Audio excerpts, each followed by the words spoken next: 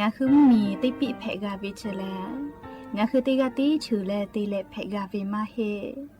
ยาค่างาคือชอยาออตุคโลกาติเชวิออคือคาติผาคาชุโยอาชุโยวิโยกาคาเดติเลอติเกกาพุติลาวิทัปาโตงาคือชอยาอาสติกาวิโยงาคือออตุคโลออคือคากาติเชวิเวอีเวมาโกติยาลิเลทอกาอายีเวคาชเวเพวิโยอลากัวงาคือออตุคโลออคือคากาติยายามาเตียลาวิโลโกงาคือชอยาทอกาอาสติมากาวิคาชูงาคือมีติปิเพกาวิเจแลงาคือติมูติฉติเพเลอติกาลิเลอาชุยเวอเวปุตาเวกันติภาคาเสติเกคาเดกากาติเชวิทัปาตองาคือมีติปิฉกิเพลากาวิโยเชแลงาคือเทโจโมคุคางาคือมียาถาตอกคอปิลาตาเวปุลาเวติเชเสนีเสหปามัชหปานิหิงาติเชออกขอทามัว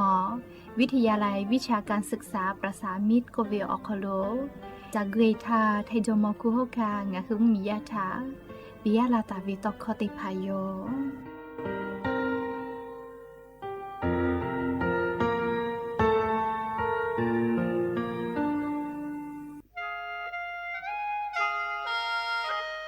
คณะรัฐมนตรีมติจอตาวิคาสนินชกอนิติชหปานิหิงาหาขอชิสขอวิอยาวคโลมติจอเลจิชิตาวิคาสงาหุมมียาบะติวิพ่อปะหะจอเชเวงาคือไทมีกขอเชอวิชอติภาทะบะติปีแต่กุเลจิชิตาวิคาสมีเวอเลียวค่ามาตราติชสอคโลกุบุตาเวงาคือมีอคโลชอตอชอลุพ่อเวพระราชบัญญัตินิหิงาหันชิญขอคโลกุบุตาวิคาสไทมีกคโลพอลุลาและเชลามอวิชอติภาและทะเบียประวัติภาคเดเจจอวิชอติภา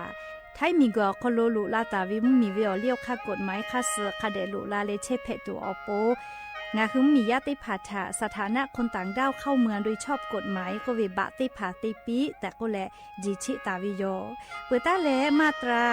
สือทวิอคโลกโกบุตาเวพระราชบัญญัติสัญชาตินีหิงาหาหิขออคโลกโกบุตาเวแลงาคือไทยมีกอคโลปอวิชอไม่กะอปออิติภาไทยมีกอคโลเชมอและทะเบียประวัติอคโลบะมาโจเฮวิกาญาติภาแลสัญชาติไทยติภาลอเพวิเจกุทีออติอคโลโลโกสำนักบริหารการทะเบียนกรมการปกครองออติอคโลกาจาจาดาเลกาจาลวยวิเจออกาญูเวตันจาวติภาแลนี่คือทะเบียนประวัติคาเสอเพซานาอคโลอาจุยากาติเวอญอยาอคโลจาลวยเพวิเจนี่ชกอนิติชหปานิหิงาหาขอชกอขออุโสจิแมเชกาลิงาคือไทมีกอคโลมาติคอรมอนิชกอนีติชาปานิหิงาหาขอชสขออคโลจิชิตาเวคาเสงาหุมมียาบะติภามาจอเฮเวไม่เลกะบะมาจอกะไทมีกอคโลเจเชเพตุเวบะติภาติปีแต่โกเลจิชิตาเวคาเสติปอกอยู่เวลาเลนอลาวิโยแม่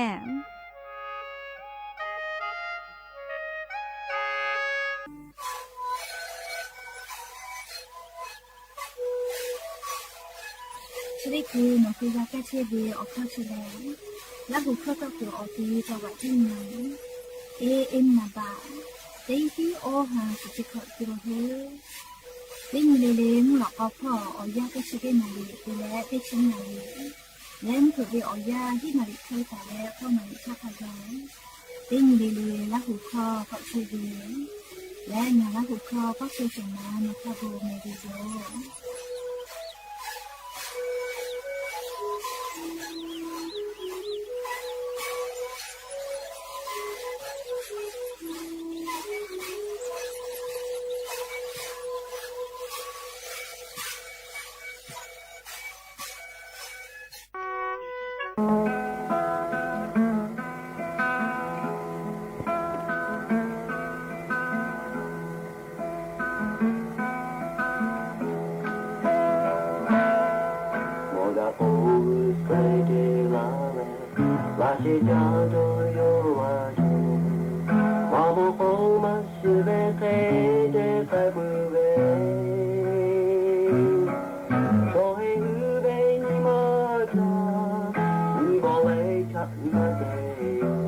Mamo go, la day to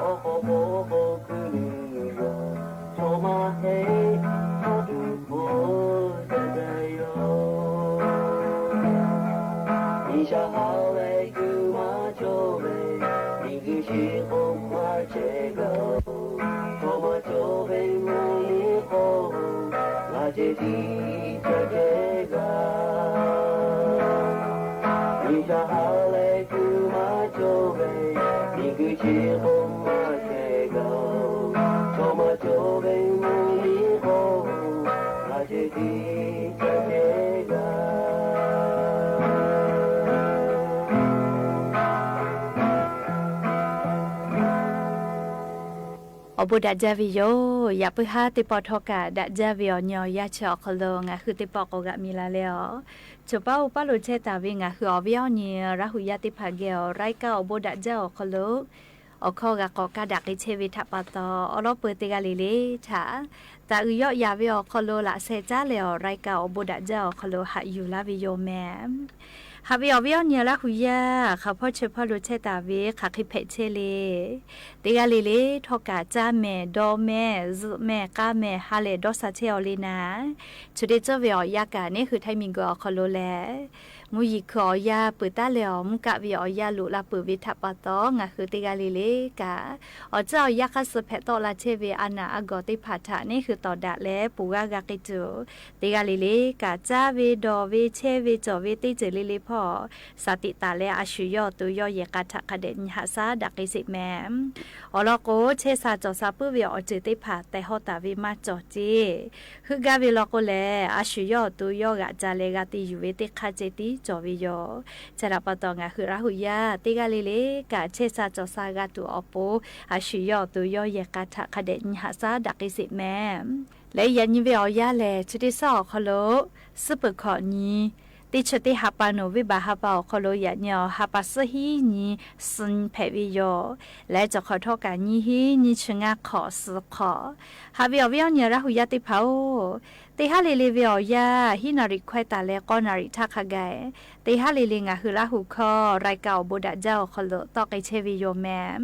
วิทยุเรดิโอ AM ติฮิโอฮาสติกะกิโลเฮิรตซ์ติไลพอ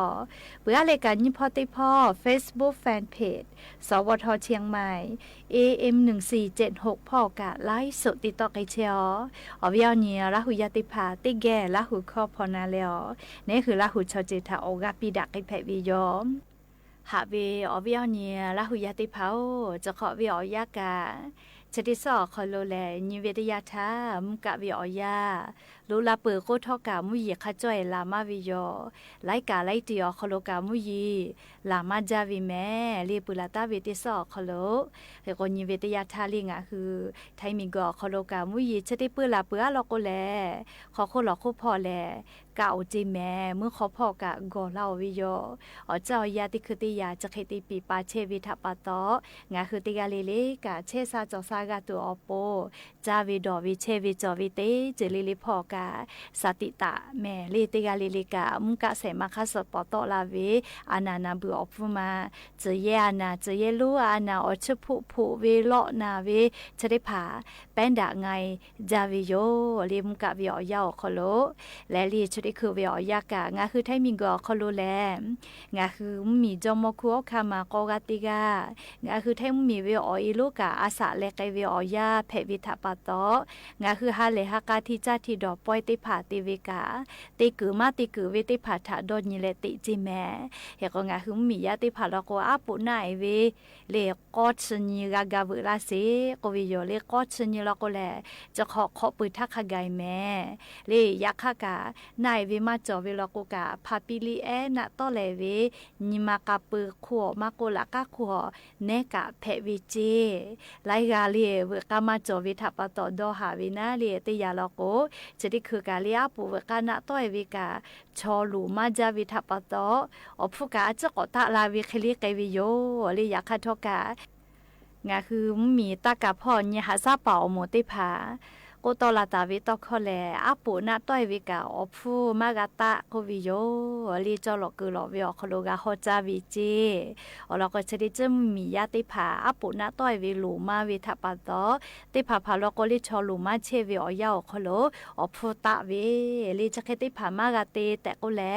มีวิอเลียวคากฎหมายติผาทกาอุปตาวิโยเฮก็งาคือราหุยาจาสุจาบุชิมปอยติผาติวิอคโลกาเตไกเพวิโยเตกาวิลกวงาคือไทจมคัวคามากกาเตกางาคือมีเวออิลูอาสาเลกวิทาตาอุยอยาเลยอถาดอนอวิอนิติผาติปิวิลกกาดาจาเมลีบูลอปิเลอขอนอเชตาวิเยยากายางาคือไทจมคัวคาติเชกาตาเลลิโยเวอยาดูอจวคาติผาอปุกาดอนอวิอคโลบูกากาลอปิแมภาษาพ่อวิอลิมาโกชอลิวาลิติผาเตไกเพวิโยลิชกาจะขอเวียวยาลีงาคือไทยจมคัวคามากกาติกางาคือเวมีเวออีลูอาสาเลไกปืวิทัปโตยอยายาเวอคโลติกือมาติกือเวเลติจอมาติจอเวอเจติผาอยู่เวลาแลลีงาคืออเวียเนี่ยราหุยาติผาทาจะเขชลาวิโยแมมและเลชุดคือลกกาโครงการคนละครึ่งพลัสโกเวกากาที่แยกไอเชโอเลไลกาโกเวอะโลเคจาติแมเลวิจาปะชอติผากาโมวิจาตุเวออกาจอวิเจเลคเตเลอ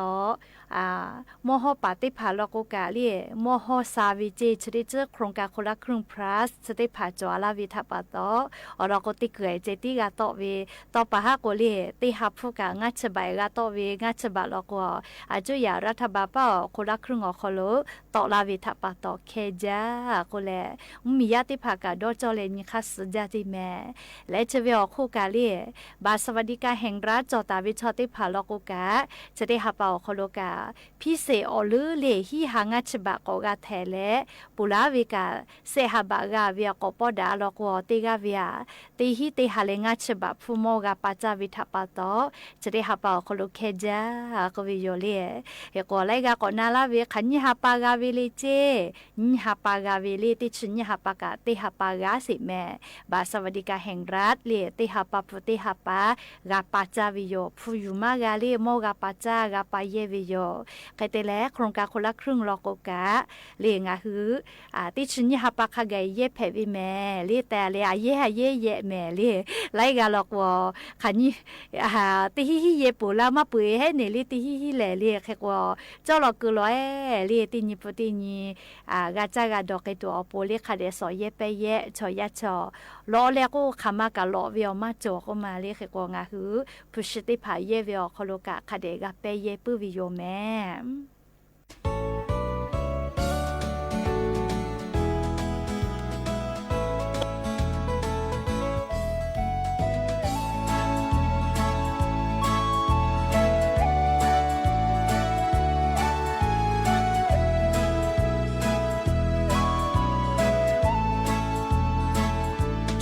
ยามือจ้ายากาลาโกโอโอปิ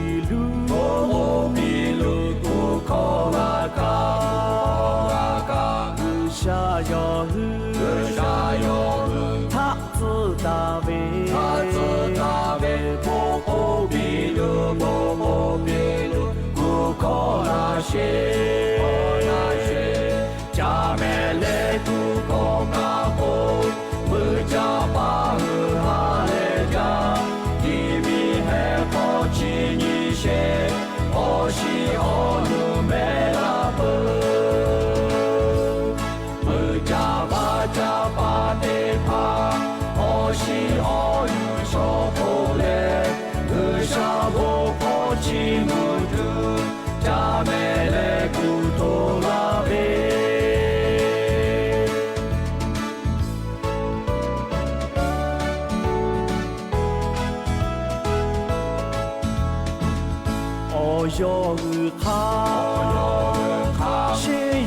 个红，雪呀个红，苦苦那归，苦苦那归，苦口啊嘎，苦口啊嘎，日下哟日，日下哟日，他自大为，他自大为，苦苦那归，苦苦那归，苦口那些，口那些，家妹嘞苦口嘎红。家把河哈来家，里面还靠近一些，我西我路没拉不，我家把的怕，我西我路上过来，我下我靠近我住，家没来骨头拉呗。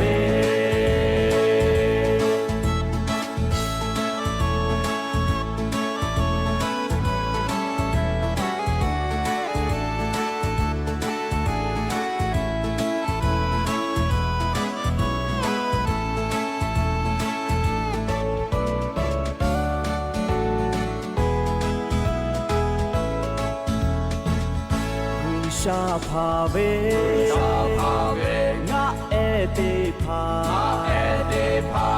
下子呗，下子呗，嘎他的呗，嘎他的呗，朝呀日下，朝呀日下，可那有嘞，可那有嘞，嘎的呗嘿，嘎的呗嘿，哦不啊不，啊不，家妹嘞。家把河哈来家，里面还靠近一些，我西我路没拉不，我家把的怕，我西我路上过来，我下我靠近我住，家没来骨头拉呗。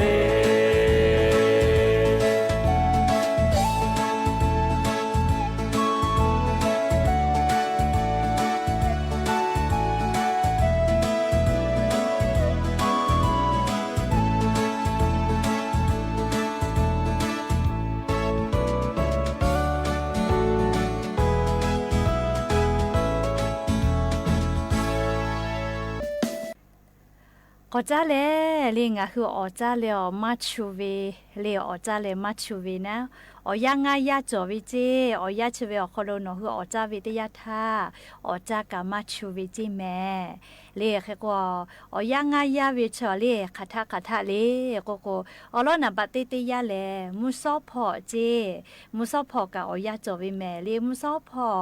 คนนาริควายตาเลสนาริควายวิอยาคนเราเนาะคืออจ้าวิทยาท่า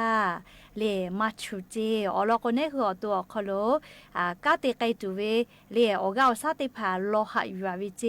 เยเลกาติไกตูเวชราปะตอเลมุสาวคอนาริควายตาเลสนาริควายเวอยาชอเขาโลงาคืออจาวิทยาทามาชูเวจิแม่ก็เปื่อเลยนิยาติยาเลงาคืออจาเวกาเลมาชูเวแล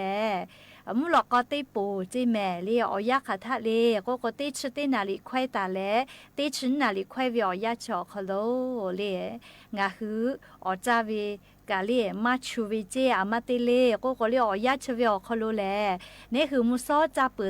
จ่าวีเลี้ยจ่าไกปืวีตีผ่านนะเลี้ยงาฮือตัวคโลก็ตีป่าออกคือข้าตีผ่าอยู่แยกเอววิเจชดาปะตอสกอลวาวิทัปะตอเลี้ยตีชุดตีนาลิควายตาเล่ตีชุดนาลิควายวิอยากชอคโลอจาวีแลเลี้ยมาชูวิเจแม่และเลี้ยเสียติยาขัดเลี้ยก็สากุขอเนาะเลเสนาริควายตาเลอนาริควายวิอยาเจอจากามาชูเวเลอยาเจเวอคโลอจากามาชูจิเมเลก็เปื่อเลอยาติยามาจาโจเวเลคอนาริทาเจเลคอนาริเวอยาอมาจาโจเวจิเม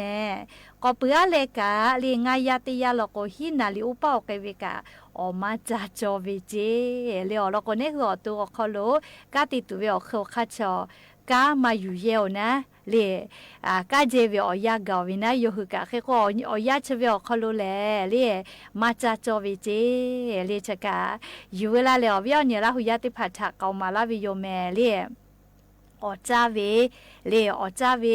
คาเปง่ายยาจเวลอเลจากามาชูเวเลขกว่าอวิอเนี่ยละหุยาติพาทกะอลอซาตาชะได้ผากากาเวลโกเลโนคืออจาเลชูปื้อจาเวชอติผาลโกอจาเวอยาปีปันแม่แต่ก็แล้ววิอเนี่ยละหุยาติผาทะคาคิติจาเวลโกเลงะคืออจากามาชูไกตุเวอลอติผาอยู่เวลาเลงะคือละหุยาทะโทมาลาวิโยแม่และอย่าปื้อฮาติปอทกาชิลากาลาตุเวอลอซาตาติผาจะใครไม่จะได้โยแม่ลุลาเลกากาพนาเลออกาปิลาเชเวติกาเลเลกาอบูจาแม่ติกาเลเลซแม่กาแม่เชซาจอซาฮาเลดอซาปีอบูจาเงาตัวกุศิขะคอยเชเวหมอทอกแกอยู่ปาติมาโกเคอามอสิเกาก็เลยเล่าชมมังคอโอชอปาติเวอเวอนาติเวคาเคดอแลเชเวเตขอเตเจอแผ่เวเหล่านี่ขอเจอแผ่เวเหล่าเตนี้เตหมอลาวแม่นี่หมอลาวหมอกาสมากาอูนี่โจตาตาเพกาซาสมุ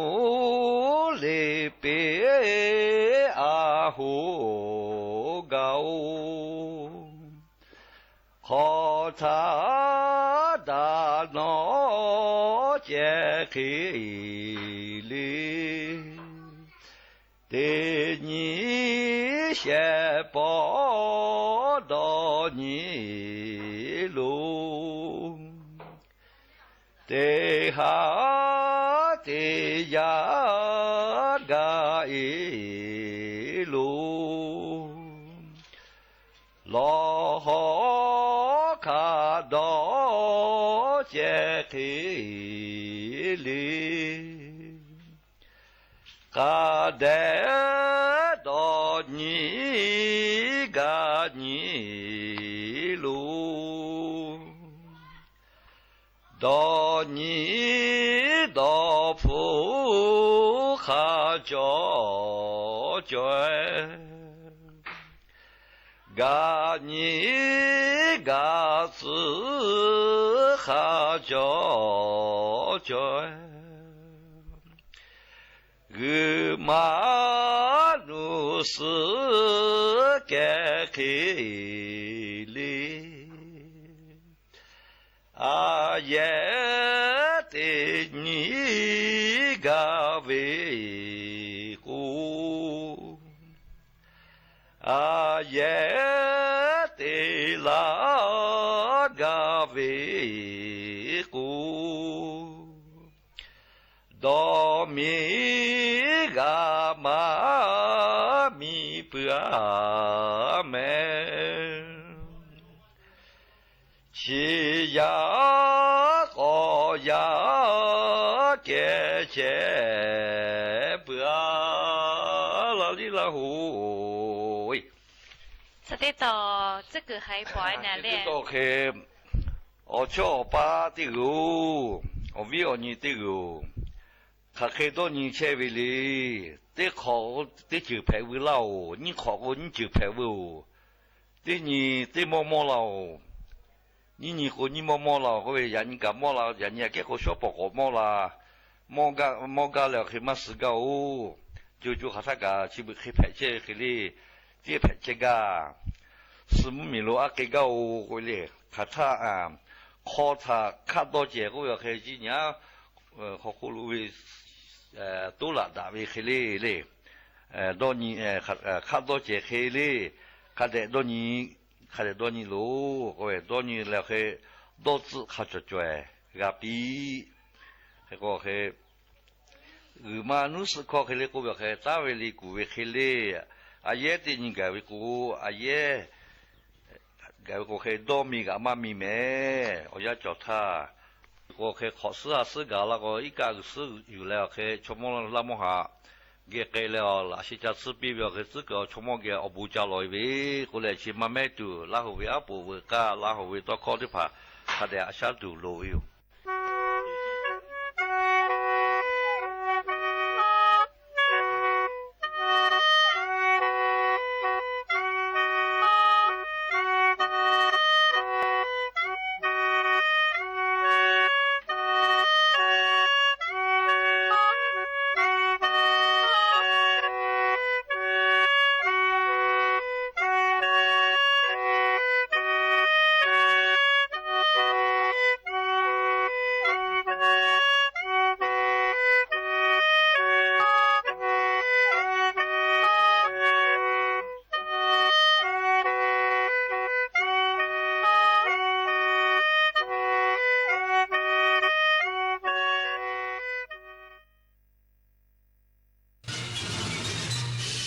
สถานีวิทยุกระจายเสียงแห่งประเทศไทยและเครือข่ายทั่วประเทศเสนอข่าวต้นชั่วโมง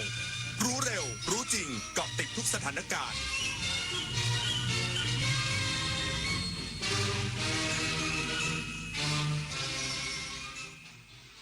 รับฟังข่าวต้นชั่วโมง 21 นาฬิกากับยุทธพรบานเย็นครับกระทรวงเกษตรและสหกรณ์เตรียมขออนุมัติงบประมาณเร่งด่วนรองรับการแก้ไขปัญหาสถานการณ์อุทกภัยในพื้นที่จังหวัดยะลาอีกสักครู่กลับมาติดตามรายละเอียดครับแสนอาลัยสมเด็จพระพันปีหลวงไทยทั้งปวงหมองหม่นก่นร่ำให้พระผู้เสด็จสู่ฟ้าสวรรคาลัยแนบดวงใจตามพระบาททุกชาติภพปวงประชาน้อมสำนึกในพระมหากรุณาธิคุณเป็นล้นพ้นอันหาที่สุดมิได้ข้าพระพุทธเจ้าคณะผู้บริหารข้าราชการและเจ้าหน้าที่สถานีวิทยุกระจายเสียงแห่งประเทศไทยกรมประชาสัมพันธ์ได้เวลาช็อปได้เวลาเปย์คนละครึ่ง plus นโยบายรัฐหนุนการจับจ่ายเพื่อคนไทยทุกคนง่ายสะดวกรวดเร็วใช้สิทธิ์ผ่าน G-Wallet แอปเป๋าตังค์เท่านั้นเริ่มช็อปได้ตั้งแต่ 29 ตุลาคมถึง 31 ธันวาคม 2568 ตั้งแต่ 6 โมงเช้าถึง 5 ทุ่มตรงคนละครึ่ง plus รัฐจัดให้แบบ plus plus คนละครึ่งคนละครึ่งเมื่อเราก้าวทันเราต้องรักษาพัฒนาและส่งเสริมผลประโยชน์เพื่อความก้าวหน้าสู่ยุทธศาสตร์ที่สำคัญเราพร้อมผลักดันกิจกรรมเชิงรุกที่สร้างสรรค์ในทุกมิติรวมทั้งสร้างสรรค์ความเข้มแข็งในภูมิภาคที่มีอาเซียนเป็นศูนย์กลางเราสนับสนุนการส่งเสริมและเชื่อมโยงในเวทีเจรจาการค้าการลงทุนเรารักษาสันติภาพเสถียรภาพความมั่นคงและความมั่งคั่งประชาคมอาเซียนประชาชนเป็นศูนย์กลางเราไม่ทิ้งใครไว้ข้างหลังป่ารักน้ำหนึ่งในโครงการอันเนื่องมาจากพระราชดำริของสมเด็จพระนางเจ้าสิริกิติ์พระบรมราชินีนาถพระบรมราชชนนีพันปีหลวงที่ก่อให้เกิดประโยชน์สุขแก่ราษฎรในการฟื้นฟูป่าที่เสื่อมโทรมให้เป็นบริเวณต้นน้ำลำธารอนุรักษ์ปลูกฝังให้คนรักและหวงแหนป่าไม้ช่วยให้ราษฎรที่ขาดแคลนที่ดินทำกินได้มีที่อยู่เป็นหลักแหล่งมีอาชีพและยับยั้งการตัดไม้ทำลายป่ารองนายกรัฐมนตรีและรัฐมนตรีว่าการกระทรวงเกษตรและสหกรณ์เร่งขับเคลื่อนการแก้ไขปัญหาน้ำท่วมในพื้นที่ยะลาเตรียมของงบประมาณเร่งด่วนรองรับฝนที่กำลังจะมาถึงปลายปีนี้ร้อยเอกธรรมนัส พรหมเผ่ารองนายกรัฐมนตรีและรัฐมนตรีว่าการกระทรวงเกษตรและสหกรณ์นำคณะลงพื้นที่ตรวจราชการจังหวัดยะลาพบปะผู้นำศาสนาและมอบนโยบายแก่หัวหน้าส่วนราชการผู้บริหารองค์กรปกครองส่วนท้องถิ่นกำนันผู้ใหญ่บ้านรับฟังสถานการณ์อุทกภัยครั้งใหญ่เมื่อปี 2567 ที่ผ่านมาความเสียหายและปัญหาความต้องการในพื้นที่ของจังหวัดยะลาโดยร้อยเอกธรรมนัส พรหมเผ่า ได้เข้ารับหนังสือจากทางเครือข่ายพิทักษ์สายน้ำปัตตานีและชาวบ้านอำเภอกรงปีนังซึ่งคัดค้านการสร้างเขื่อนกรงปีนังจังหวัดยะลาอันจะเป็นการทำลายธรรมชาติในพื้นที่โดยยืนยันจะเร่งนำไปศึกษาและแก้ปัญหาให้กับประชาชนโดยรองนายกรัฐมนตรีและรัฐมนตรีว่าการกระทรวงเกษตรและสหกรณ์เปิดเผยว่าได้มีการสั่งการตั้งคณะกรรมการขับเคลื่อนการแก้ไขปัญหาน้ำในจังหวัดยะลาอย่างเป็นระบบเพื่อจัดทำแผนที่น้ำครอบคลุมพื้นที่ลำน้ำสาขาแหล่งกักเก็บน้ำและจุดที่ตื้นเขินพร้อมเสนอของงบประมาณเร่งด่วนประมาณ100 ล้านบาทเพื่อรองรับสถานการณ์ฝนที่กำลังจะตกลงมาในพื้นที่ภาคใต้หากจำเป็นใช้งบเหลือจ่ายของกรมชลประทานรวมถึงประสานความร่วมมือกับหน่วยทหารที่มีเครื่องจักรพร้อมเข้าดำเนินการขุดลอกทันทีอัมรันแมหะสวทยะลารายงานขณะที่สถานการณ์อุทกภัยในพื้นที่อำเภอชัยโยจังหวัดอ่างทองทหารและชาวบ้านเร่งซ่อมแซมจุดที่น้ำไหลเซาะเพื่อแก้ปัญหาน้ำลอดใต้ทางเดินริมน้ำเจ้าพระยาเมื่อช่วงเย็นที่ผ่านมาทหารกองพันทหารราบที่3กรมทหารราบที่31รักษาพระองค์และชาวบ้านตำบลชัยโยอำเภอชัยโยจังหวัดอ่างทองเร่งซ่อมแซมจุดที่น้ำจากแม่น้ำเจ้าพระยาไหลเซาะใต้แนวทางเดินริมแม่น้ำเจ้าพระยาบริเวณหมู่4ตำบลชัยโยอำเภอชัยโยเข้าด้านในชุมชนส่วนพื้นที่หมู่2ตำบลป่าโมกล่าสุดเจ้าหน้าที่จากเทศบาลตำบลป่าโมกทหารจากกองพันทหารปืนใหญ่ที่11กรมทหารปืนใหญ่ที่1รักษาพระองค์เจ้าหน้าที่กู้ภัยจากจังหวัดพระนครศรีอยุธยาและมูลนิธิชัยอนันต์เหนือ33ช่วยกันซ่อมรอยรั่วแนวพนังป้องกันน้ำท่วมริมแม่น้ำเจ้าพระยาด้วยการใช้แบ็คโฮโปและบิ๊กแบ็ควางปิดรอยรั่วและน้ำจุดที่1ได้สำเร็จลดปริมาณการไหลของน้ำเข้ามาชั้นในได้มากพอสมควรขณะนี้อยู่ระหว่างการวางแผนเพื่อที่จะปิดรอยรั่วแนวป้องกันน้ำท่วมจุดที่2โดยการทำงานต้องใช้ความระมัดระวังเนื่องจากอยู่ริมแม่น้ำเจ้าพระยาและเป็นโค้งน้ำซึ่งเจ้าหน้าที่จะเร่งปิดช่องทางน้ำให้เสร็จโดยเร็วที่สุดกรมชลประทานยังคงการระบายน้ำเขื่อนเจ้าพระยาอยู่ที่ 2,700 ลูกบาศก์เมตรต่อวินาทีเพื่อรับน้ำตอนบนของประเทศที่มีจำนวนมากส่งผลให้น้ำระบายลงทะเลช้าลงจากน้ำทะเลหนุนสูงศูนย์ปฏิบัติการน้ำอัจฉริยะกรมชลประทานได้ติดตามสถานการณ์ฝนจากปริมาณฝนสะสมรอบ 24 ชั่วโมงที่ผ่านมาพบทางตอนบนของลุ่มน้ำเจ้าพระยายังมีฝนตกหนักวัดปริมาณฝนสูงสุดได้3อันดับคืออำเภอท่าปลาจังหวัดอุตรดิตถ์ปริมาณฝน 107.6 มิลลิเมตรอำเภอเมืองจังหวัดอุตรดิตถ์ปริมาณฝน 103.6 มิลลิเมตรและอำเภอศรีสัชนาลัยจังหวัดสุโขทัยปริมาณฝน 103.6 มิลลิเมตรส่งผลให้ยังคงมีน้ำหลากไหลลงสู่ลุ่มน้ำเจ้าพระยาตอนล่างขณะที่สถานการณ์น้ำลุ่มเจ้าพระยามีปริมาณน้ำไหลผ่านสถานีวัดน้ำC2อำเภอเมืองจังหวัดนครสวรรค์อยู่ที่ 2,948 ลูกบาศก์เมตรต่อวินาทีก่อนไหลสมทบกับน้ำจากแม่น้ำสแกกรังโดยได้ผันน้ำเข้าสู่ระบบชลประทานฝั่งตะวันออกและฝั่งตะวันตกเต็มศักยภาพทำให้เหนือเขื่อนเจ้าพระยายังคงอัตราการระบายน้ำที่ 2,700 ลูกบาศก์เมตรต่อวินาทีเนื่องจากยังมีปริมาณน้ำจากตอนบนไหลลงมาอย่างต่อเนื่องด้านบริเวณลุ่มต่ำริมแม่น้ำเจ้าพระยายังคงมีน้ำท่วมขังบางจุดและมีระดับน้ำสูงขึ้นในบางช่วงสาเหตุจากในระยะนี้เป็นช่วงที่น้ำทะเลหนุนสูงทำให้การระบายน้ำลงสู่ทะเลช้ากว่าปกติปิยาพันธ์ยางเทียนรายงานจบข่าวยุทธพรบานเย็นอ่านรับฟังข่าวครั้งต่อไปเวลา 22 นาฬิกาครับติดตามข่าวที่นำเสนอไปแล้วได้ที่ www.thainews.prd.go.th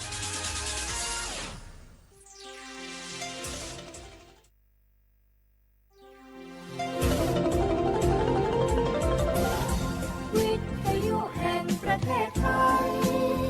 ให้ความรู้คู่ความสุข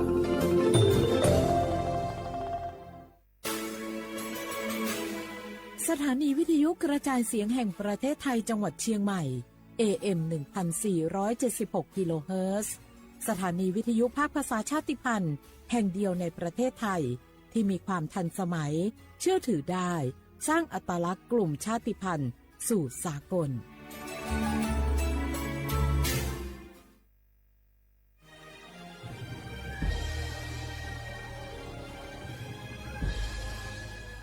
เกิดเป็นคนไทยเติบโตบนผืนแผ่นดินไทย จงภูมิใจในความเป็นไทยชาติไทยเรานั้นนับเป็นชาติที่มีความเป็นมาเก่าแก่ยาวนานเรามีภาษาวัฒนธรรมและมีสิ่งต่างๆที่เป็นเอกลักษณ์ให้เราได้ภาคภูมิใจในความเป็นคนไทยเราควรเห็นคุณค่าและมีความรักชาติหวงแหนแผ่นดินอันเป็นมรดกของบรรพชนร่วมภาคภูมิใจในความเป็นไทย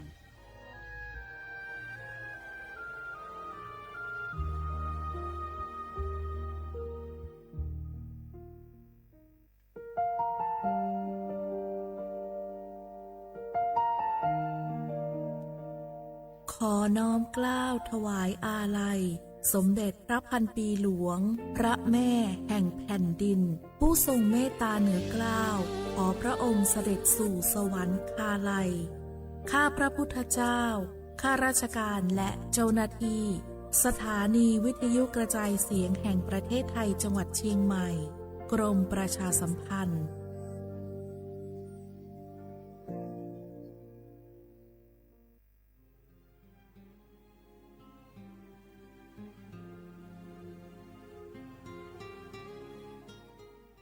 This is a moment of profound grief for the Kingdom of Thailand. We, the collective voices of Radio Thailand Chiang Mai, join the Thai nation in mourning the passing of our beloved Queen Martha, Her Majesty Queen Sirikit. Her life was a testament to the unwavering service, grace,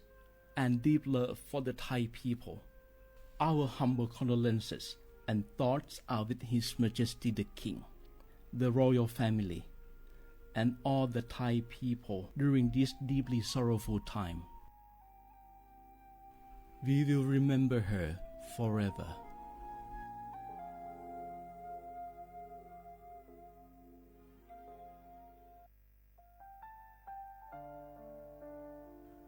Adeur Thai มิขอส่งเผาอามาสมเด็จพระนางเจ้าสิริกิติ์พระบรมราชินีนาถพระบรมราชชนนีพันปีหลวงควยตาโอดาเลียกาชายันดาชอเนมาอายออามามิขอเปียวเนไทยมิขอกะดูอาคาชอเจอกะดูเงเกเนลาหมายแอจิชนีถามิเนนือมาหลักหมายเงเลชญาเธอมิเนอาดิมาโยหานาลูอายองเนเกเนโยเยบอนเนมาอีนอายอมาโดอาดิเนโกเอียเนควยตาโอดาเลมิเนนือมาหน่วยสาวเนวอจโจเรญาอาดิมาโยหานาลูอายองนือมาหลักยอจอนาลูเนเกเนโยเยบอชเนมางามาอาเขาชดเจอโยกานาลู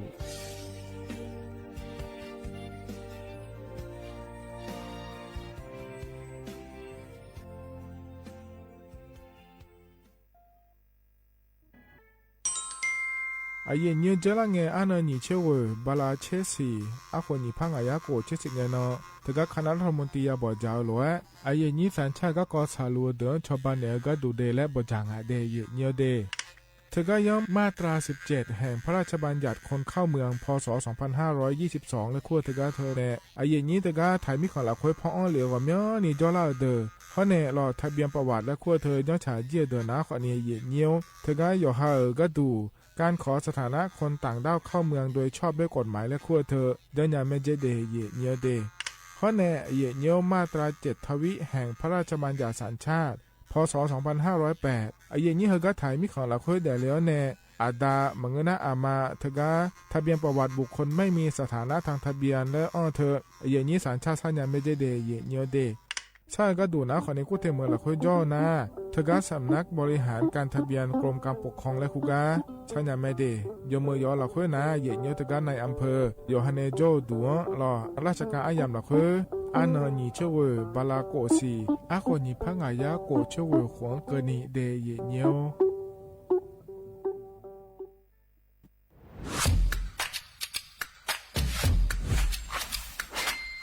กลับมาแล้ววันนี้กับโครงการคนละครึ่ง plus รัฐออกครึ่งประชาชนออกครึ่งช่วยเศรษฐกิจไทยหมุนเวียนเติบโต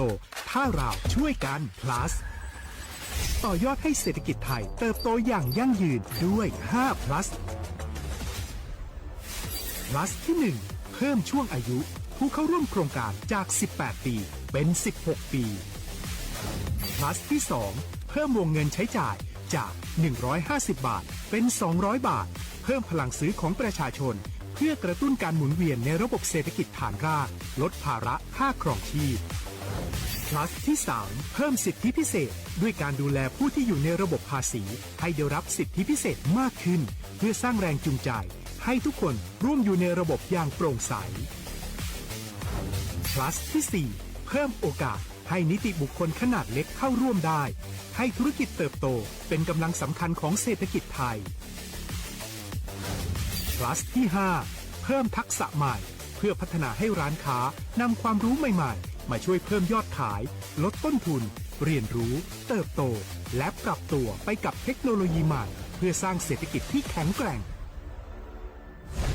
จากคนละครึ่งสู่คนละครึ่ง plus ไม่ว่าจะสั่งข้าวคนละจานชาเขียวคนละแก้วขนมเค้กคนละชิ้นหรือหลายๆชิ้นก็ใช้ส่วนลดได้ทันทีสูงสุดวันละ200 บาทแถมใช้กับฟู้ดเดลิเวอรี่ก็ยังได้สำหรับประชาชนไทยอายุ16 ปีเป็นต้นไปสมัครรับสิทธิ์ผ่านแอปพลิเคชันเป๋าตังวันที่ 20-26 ตุลาคม 2568 สำหรับร้านค้าที่สนใจร่วมโครงการสมัครได้ผ่านแอปถุงเงินวันที่ 15 ตุลาคมถึง 19 ธันวาคม 2568 แล้วเตรียมพร้อมรับลูกค้าจากทั่วประเทศเพราะนี่คือโครงการที่คนไทยทุกคนช่วยกัน plus เพื่อให้เศรษฐกิจไทยโตไปพร้อมกันโครงการคนละครึ่ง plus ดำเนินการภายใต้เป้าหมายที่ชัดเจนของรัฐบาลในความต้องการกระตุ้นเศรษฐกิจลดภาระค่าครองชีพให้ประชาชนและยกระดับศักยภาพผู้ประกอบการไทยให้พร้อมในยุคดิจิทัลโดยยังคงยึดหลักความโปร่งใสตรวจสอบได้และป้องกันการใช้สิทธิที่ผิดวัตถุประสงค์คนละครึ่ง plus เพิ่มพลังเศรษฐกิจไทยพร้อมโตไปด้วยกัน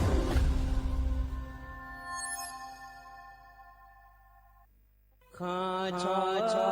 แม่นแม่นแม่น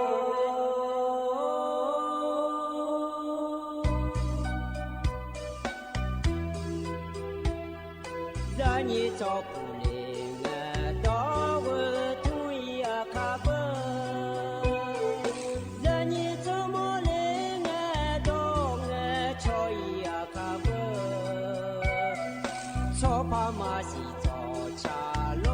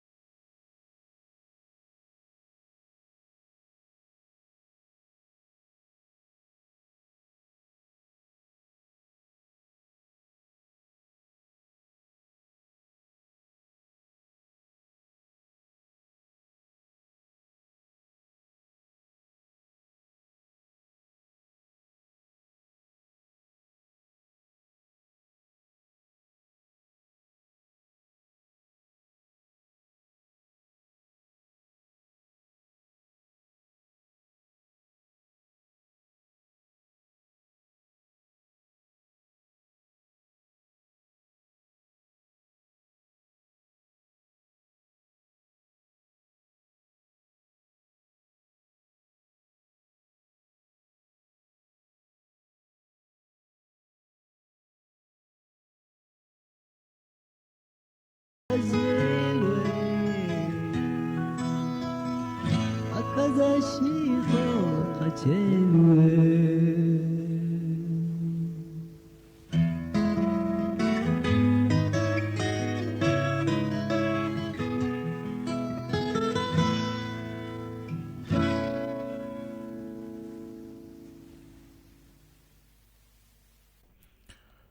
ุจิพออุดุธรรมะเดยีนี้มีขังยาโยกานาลุเนเยเนียวยุมจีนะรอเยเนียวจอนเจอโกนังนาชาลาแม่เยเนียววันเสาร์เงินงานแหนเยนี้ทมิเนยนนาลุยาทองจั่วลัวอินงานงานแหนอายุเชื่อมือเนที่ขอเราจะดามาเยเนียรอหกามยอมัวดูเนเดสวทเจ้าหมายแน่เยเนี่ยรอเยเนี่ยอินนายมยากา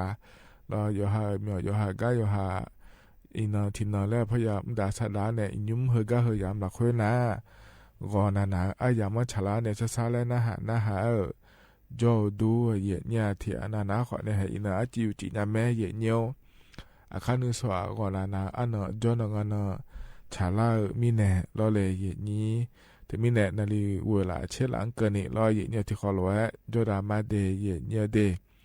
เยเนี่ยขอรู้ว่าคนเงินเกินละนะขอเนี่ยรอก็แถวโลเจแล้วต่อไปจากการกามาจากนะขอเนี่ยเยเนี่ยนะก็ต้องเชื่อก็มารอเยเนี่ยจุ่มจะซาโดก็มายังพาเกก็มาเยเนี่ยเ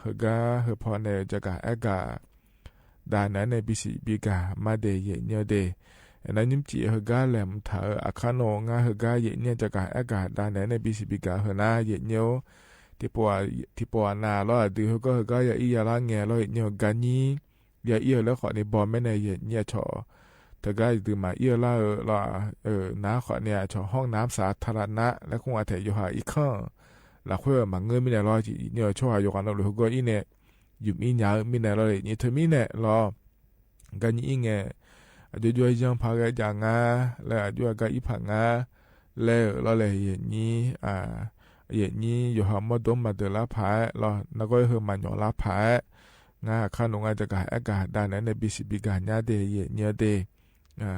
ถึงมีเนี่ยอย่างนี้อยู่กันน่ารู้ว่าช่องแท้เนี่ยน่าหาเนี่ยแม่เดยเนี่ยที่เขารู้ว่าจดามาเนี่ยเราอย่างนี้เฟซบุ๊กไปในน่าหารู้นะกดไลค์กดแชร์เธอจังยังไม่เดย์เนียวเดย์เย็นยิ่งจีเฮกาเย็นยิ่งน่าทอนจั่วเดืออาคาอันน่ะจนเจอกดงานในนิสัยที่น่าฉลาดง่ายเย็นเนียวบาลาสีน่าขอเนี่ยเช็ดตีสีอาโขเซที่หัวเดย์ที่มีในอินาโขก่อนนั่งเกิดง่ายเย็นเนียวโขเซที่น่าฮอนเนลเซที่โขมีแน่รอเย็นเนียวไทยอันนั้นอินาวันเสาร์อันนั้นแย่บาลาสีล้อพฤศจิกายนและขั้วสีเดอาโขนาขอในนิพักงายาโกที่แย่เดเยเนียวเฮนาโคโตลาโตล้อเย็นเนี่ยทอนจ่อนิ่มจีอายาเมื่อละคือเย็นเนี่ยล้องานนั้นก็เลมถ่ายมายจักรด้านในมีนะดอชาติบยุ่มเล่พนาหาดามาเดเยเนี่ยเดเฮการยุ่มพอในบินาหาดาเฮนาล้อเยเนี่ยอบอลิหายในชาต่อช่างเยเนี่ยคนญี่ปุ่นยาโกงาเชื่อโขงโขเนี่ยแม่เยเนี่ยอุจิอาปานากาทางเอเลเดและชาต่อช่างเดเยเนี่ยที่ขอรู้นะฮะเบียดามา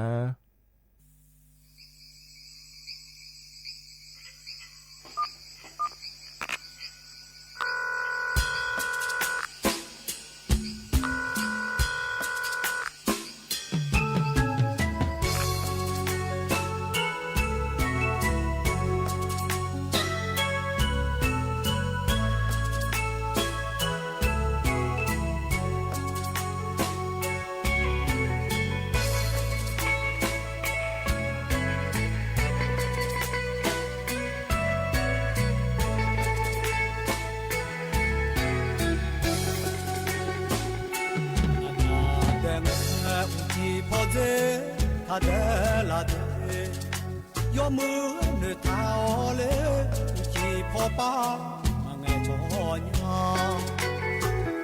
爱做么那那个破八爱老嘞，有个有着爱，那呢爱做到嘛。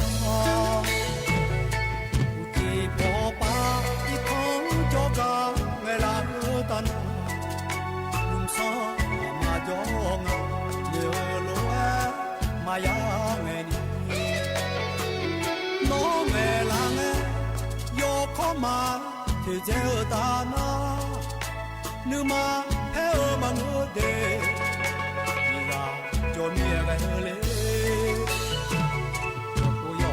de nge ni la bao ne nge la ta na yo mu nge cho neo ne te le nya le e neo de ne po ne pa yo ko ma ge ta na a nya gao ne jo ni za si nya sho me a nya ga ni so a ma si nya sho na ma pa yang e jo nga nu ga byo ne jo ko ni nga ne nu lo mi lo no ga ne lo na na ga ha de la ne o pa ha de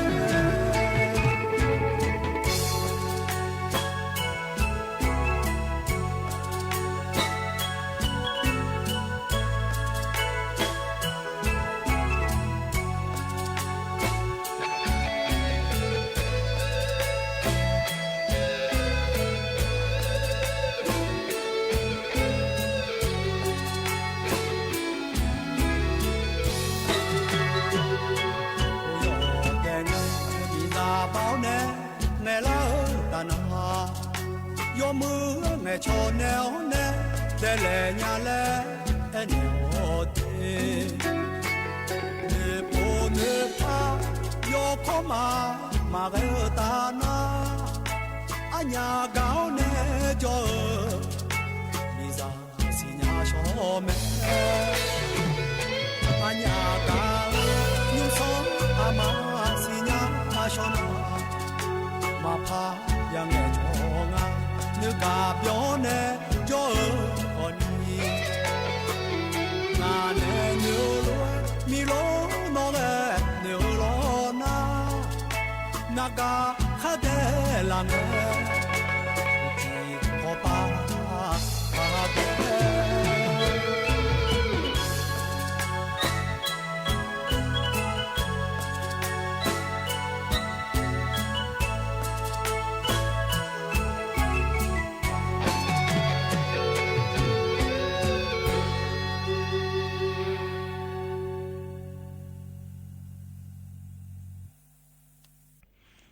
ตกายุมพรเนี่ยบินาหาตาต่อชาตกาเทบยุมนา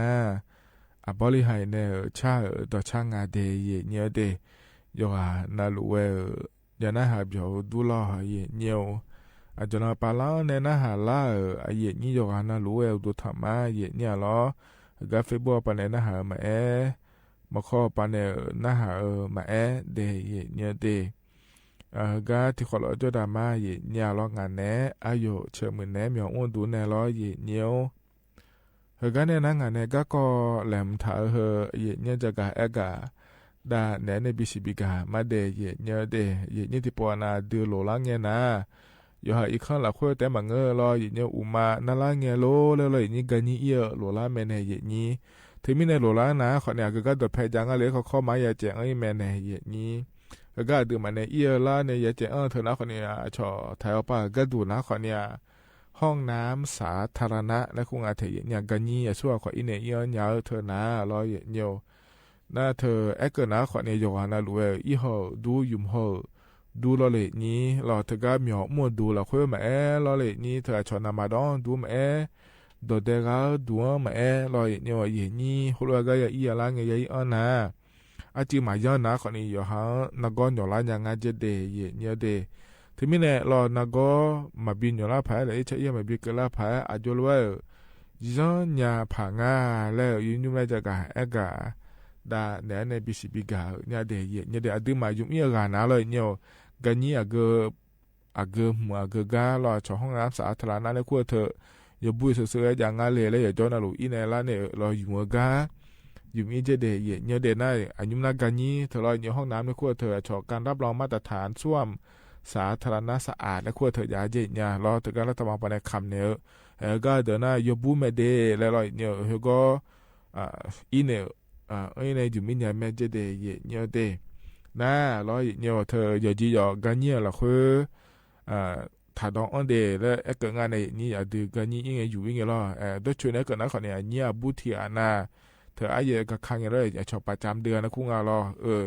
เปลี่ยนลูกไงล่ะอย่าให้ในอยู่มือชอบผ้านามัยแล้วกลัวเธอกันนี่ดองอันเดขอนี่ดองอาเจเดย์เนี่ยมันนี่นะทุเรศจ้องเธอมาชาเจเนี่ยเธอกันนี่แบบเธอเล่นเงินเล่นนะขอเนี่ยให้มายุ่งยันนี่เป็นงานเนี่ยเธอมีเนี่ยตัวถ้าจอนจะเดียเนี่ยเดไอ้ขอเนี่ยชอบกันที่ชูที่เดินนะยังไงเนี่ยก็บีดองเนี่ยก็ดูแล้วบีเดียเนี่ยก็ดูเดแล้วรอเนี่ยกันนี่ที่ก้านะตัวเนื้อเจขอนี่ยาแล้วรอนี่กันนี่ที่ก้านะแล้วก็จู่ๆเดขอนี่ยาแล้วงาเทเนี่ยรอกันนี่ที่ก้า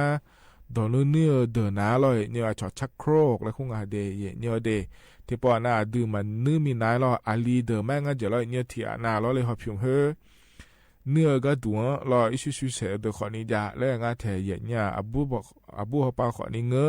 แล้วรอเนี่ยเธอมีเนี่ยหยบปนลูกกันเนี่ยชอสวนสาธารณกันนี้รอห้องน้ำสาธารณะแล้วขั้วเธออีกายมีการอเนี่ยมามีนายรอกระดาษทิชชู่แล้วขั้วเธอหยดดื้อมา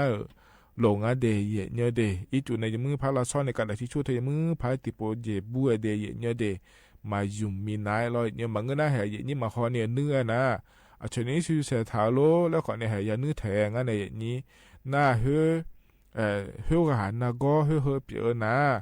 รอเย็นเนี่ยเดือนอยู่แล้วยังเดที่น่าอุมาโกโลรออุมาหน้าโลรอเดียวน่าก็เปลี่ยนเนี่ยก็ยาหน้าคนนี้หน่อยเลยยังเดเนี่ยเดน่ากันนี้ยังหน้าคนเนี่ยจะโดนเลยมาแทนนี้อยู่ห่างรออย่ามือพายฉีบัวเนี่ยรอเนี่ยกระดาษทิชชู่เธอในล้อเลยนี้อย่ามือพาโยกุแล้วซีซอเดย์เนี่ยเดเฮออาลีมาอาบูมาล้ออาลีที่อานาอิชุชุยแต่อาเจมังงาแล้วเลยนี้กันนี้อานาคนนี้ฮะอย่าหาจังอานาคนนี้โดนเนี่ยช่างซอยอาลาแต่เขามาอยู่บูดคนนี้จังอาเนี่ยเดเธอมีเนี่ยล้อเนี่ยอาลีคนนี้เงออาบูคนนี้เงอเดเนี่ยอิสุเชียวมากันนี้เยอะมาเนี่ยล้ออย่าหาเจจังอามาเลยเล่นนาล้อเนี่ยเธออะไรยมือพาอยู่บูเดเนี่ยล้อเธออาลีมาบูมาล้อเนี่ยอาชอบาอาหูบาเมล้อเนี่ยนี่ที่อานาพูงกันเนี่ยเต็มมาเตะถึงล่างเราชอบไอศครีมแล้วคู่งาล้อนี่ที่อานาล้อเนี่ยเฮาดชุนี่ยก็งากายามโหยากาหอลาล้อล้ออาเตเธอล้อเลยนี่ก็มาช่วยละก็เหพูมาละก็ยาขาละคุยชิวๆเนี่ยเล่แล้วเลยเนี่ยอิชิชิวเนี่ยเล่แล้วก็จอกก็จะไปย้อนอิชิชิเจกันแล้วเนี่ยอิชิชิเจนะอะไรเขามาดูนี่เนี่ยผู้คนนี้ละก็น่าเต้นเนี่ยพักหลังเธอเนี่ยเดย่อเนี่ยล้อมันไม่น่าย่อเดเขาเลยมาจังเดเนี่ยเธอมีเนี่ยล้ออาลีมาอาบูมาเดเนี่ยเธอกันนี่เนี่ยดูนะเรามาดูมีนะอีจู่เธอยังไม่พยายามเสียงานเนี่ยล้อเนี่ยอยู่หาเนี่ยเธอเนี่ยช่วงนั้นก็มาล้อลิเทียนากันนี่เนี่ยล้อจอดชักโครกแล้วคงอะไรเนี่ยเขาพิมพ์เนื้อดูจากไอ้ชิวๆเนี่ยล้อชิวเสียนะคนนี้เฮ้ยช่องยาลาบูเนี่ยงานเนี่ยนี่ล้อในจู่ยังไม่พัฒนาจีเดียเนี่ยเสียจีล้อเนี่ยที่จะมาบิดเจลานี่เดียเนี่ยเดน่าดูนะคนนี้อะไรสอบยาจะมาในแหลมทานเนี่ยยานะคนนี้สอบยาที่สอนในมือพายจีบูเนี่ยล้อกระดาษทิชชู่ช่วงนั้นก็มาล้อหลัวเดแล้วล้อเนี่ยมือพายล้อเลยนี่ยาสิเกลือเดเนี่ยงามาโดนาอาเกกาเยี่ยมาขาล้ออยู่หาอีกข้างละคุยขอนี่เงอละเนี่ยไปอีโดขอนี่เงออิสุสุเยี่ยมากันนี่เยี่ยมาอยู่ปนาลุโลเนี่ยอีโดเงกระดาษทิชชู่แล้วก็เธออยู่ในอีโดเนี่ยอิสุสุขอนี่ยายุ่มล้อเนี่ยกันนี่เยี่ยขอนี่ยายุ่มล้อที่อานาล้อเนี่ยแห่เฮกาตอนตั้งเฮล้อเนี่ยอาชอเชียราและคงอาเทเนี่ยหุ่นชิเล่ตัวขอนี่ได้เดเนี่ยเดจิมินังาแล้วเกินนะเธอเนี่ยกันนี่อิงเงล้ออีจู่แล้วยังมือพายอยู่หากาชิบูกาจีเนี่ยล้ออยู่แล้วทุเรศล้อเลยนี่มาสิกนี่ล้ออยู่แล้วทุเรศกันเนี่ยที่ปกติละดีดุมซอยล้อแล้วอยู่ชียังเฮยเนี่ยล้อละดีไปล้อที่ไม่เนี่ยอยู่แล้วหอมเนี่ยนี่จานะคนนี้เธอเนี่ยเชียราและคู่เธอเป็นร้านยางงานเนี่ยอย่างนี้ล้อที่มีเนี่ยคนรู้ก็ขอนี่ยาจ้าเดย์เนี่ยเด็กกระดาษทิชชู่เธอจะดื้อไม้หลัวอยู่นะหลัวยุ่มมือ แม่เดย์เนเดย์เขาเนี่ยเราถึงก็ชอบผู้ประกอบการแล้วคุณว่าเนี่ยอย่าจะมาเจ๊งไงดูเนี่ยถึงก็จะหอจะดูเลยเนี่ยร้านอาหารแล้วคุณว่าเราอีเนี่ยกันนี้เอี่ยวหลงเนี่ยนะก็อาจจะอายุมาดูมันเนี่ยเอี่ยวดูแล้วอายุมาดูอายุอะไรเนี่ยก็ดูงั้นเลยแล้วนะคนนี้เธอก็นี่บูแล้วก็อะไรเนี่ยละเจ๊เนี่ยจะนอนลุยชิบุเนี่ยเจ๊เดที่น่าหลักเขายอมอย่างละเราอยู่ร้านมีอะไรเนี่ยอายุมาคนนี้อายุมาชอบหาอย่าเลยทางอ่ะเธอเนี่ยเธอก็อยู่มานะคนนี้แล้วเนี่ยเราบุเล่เนี่ยผายแล้วเราเนี่ยนะที่โปรแต่มันก็ยอมอยากบอกคนนี้ย้อนเนี่ยหลังอ่ะเธอเราอยู่ที่อ่ะนะก็ยิ่งเงี้ยส่งอันเนี่ยรู้ละอยู่หาอยู่เทโลอยู่หาจังอ่ะนะคนนี้เทมีในเจดูเอรู้ละที่อ่ะนะอีจุดแต่ว่ามันถูกขาเนี่ยจ่อเดย์เนี่ยเดย์เธอเนี่ยอีจุดแต่ว่ามาเสียงอันนี้เราเลยนี่เธอมีในหัวเลยมั่วนะคนนี้หายมาคนนี้ยังย้อนเนี่ยงานเนี่ยนี่น่าชอบอยากหุ่มมาคนนี้อะไรมันทานเนี่ยจะได้เนี่ยเหรอไอ้เนี่ยที่อ่ะนะแล้วเธอพอจะดูโลนะดูโลแล้วหน่อยหัวเดือดพองฐานนะคนนี้เลยมันเนี่ยพายแล้วเอ็นเลยเดย์เนี่ยเดย์หน้าทางขยะแล้วคงอะไรเนี่ยอย่างเงี้ยต้องจะบีเดียดูคนนี้จะอะไรมันทานเนี่ยแล้วเดย์เนี่ยเดย์เธอมีเนี่ยไอ้เนี่ยแล้วเธอดื่มมาเห็นก็อยู่มีปฏิบัติพายเกิดมาแต่เนี่ยแล้วไอ้เจ๊ยังพายงานกันยิ่งเงี้ยแล้วนะคนเนี่ยเธอเนี่ยนุ่มน้าเบอร์อีจูในที่โซ่เจแล้วยังไงเราอีจูอาจจะขอนี้จะแล้วน้าเหมือนนะขอเนี่ยเธอนับโบเนี่ยขอนี้ที่โซ่ยังแล้วขอนี้จะเธอก็เธอหัวขอนี้ยาจังงานจะได้เนี่ยเดอย่าหยองอารมณ์มาหยองอารมณ์แล้วที่อย่าหองานเนี่ยนี่น่าอยู่ช่วงงานเนี่ยรัวเลยเนี่ยขอพิมพ์แล้วเธอก็ดื่มมันนี่มีนะชอชักโครแล้วคุ้งอะไรเนี่ยเธอก็เธออย่าบุ้งอารมณ์แล้วขอนี้อย่าหอล้อหน้าด่าโอ้ล้อดื่มมันในช่องอีละเธอก็นี่อะไรเงี้ยล้อเธอก็ขอนี้ยาจังล้อเลยอย่างนี้เธอมีในเดห์เธอก็เล่าพังเธอแต่ขอนี้เราเนี่ยชอบรูปบิดแล้วคุ้งเรากับเจ๊พังจุนเบอร์แล้วดื่มมาอีละนะขอนี้เขาก็ยังเหนียวเลี้ยงเธอเนี่ยที่อ่านน่าอยู่ช่วงงานเกิดมาล้อแล้วพิธีเนี่ยชิวๆนะขอเนี่ยเฮก็แล้วพยานเนี่ยเล่นเธอเนี่ยมาลาบูมินาเราเลยเนี่ยเธอมีเนี่ยง่ายเกินมาเราเนี่ยยอนาลูโดนะอีจูยมือพาละทิบูเดแล้วมันก็น่าเฮก็เนี่ยขอเนี่ยนักก็ที่เนี่ยเล่นยังไงเดเนี่ยเดเธอมีเนี่ยเฮนะขอเนี่ยยอนาลูกันนี้ล่ะเธอชอบเนี่ยแหลมถากาจอลองห้องน้ำสาธารณะและครัวถึงงานอย่างนี้อีเนี่ยเราอยู่หาย้อนยาผายแล้วเราหัวรถย้อนเดแล้วจะกาเอกาดาเนี่ยบิสิบิกาเลเดยเนียวเดเหตุการณ์เนี่ยแต่ชาติบิมแล้วพนักหาดามาเนียวยุ่งมันก็พอในบินหาดาเหรอนะอายุมิสูเนี่ยชาต่อช่างเดกาญาและมาแอโดเพอและงาเนี่ยที่ขอรู้นะฮะเบียดามาเนียว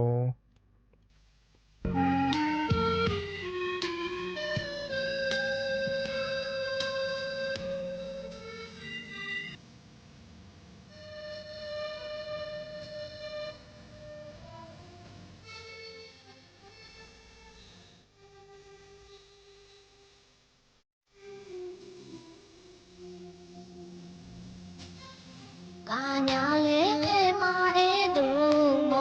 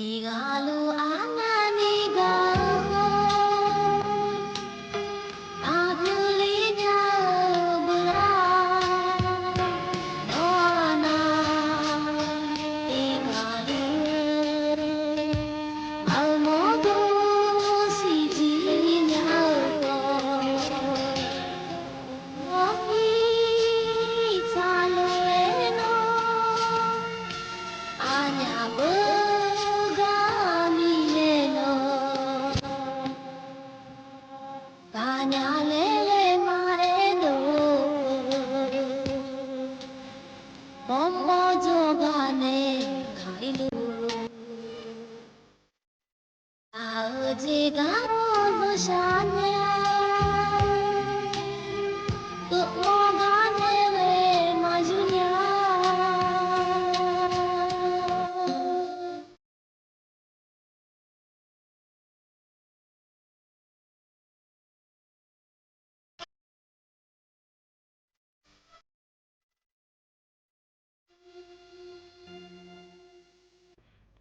เธอน่าต่อชาเยเนียวเพราะในปีหน้าหาดาไอ้ยมีซูนเนี่ยชางาเดยเยเนียวเดน่าหาเบียวด้วยเยเนียวเฮกันเนี่ยนะรอเยนี้อเดียอาขากักกอยาชิญาลังผาแล้วเลยนี่เถียนั่นยาเดียมาชิญาเยเนี่ยล้ออาหูบาเดียขาเฮเดดาจดาลาเฮจดาลางาเดดาลาก็ดูงาแล้วเราเธอไม่แน่ยุ่มจีนะเธอเนี่ยอบริหารเนี่ยอยู่ทั่วป่าเราหาบอเนี่ยจะอังถ่ายเรา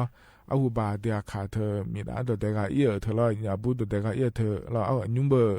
เฟซบุ๊กหุ่มมาขอจะเราไลน์หุ่มมาขอนี้จะเราแหมไม่พอมาไม่มีร้านเนี่ยจนเป็นไงชอนยางานในนี้เรา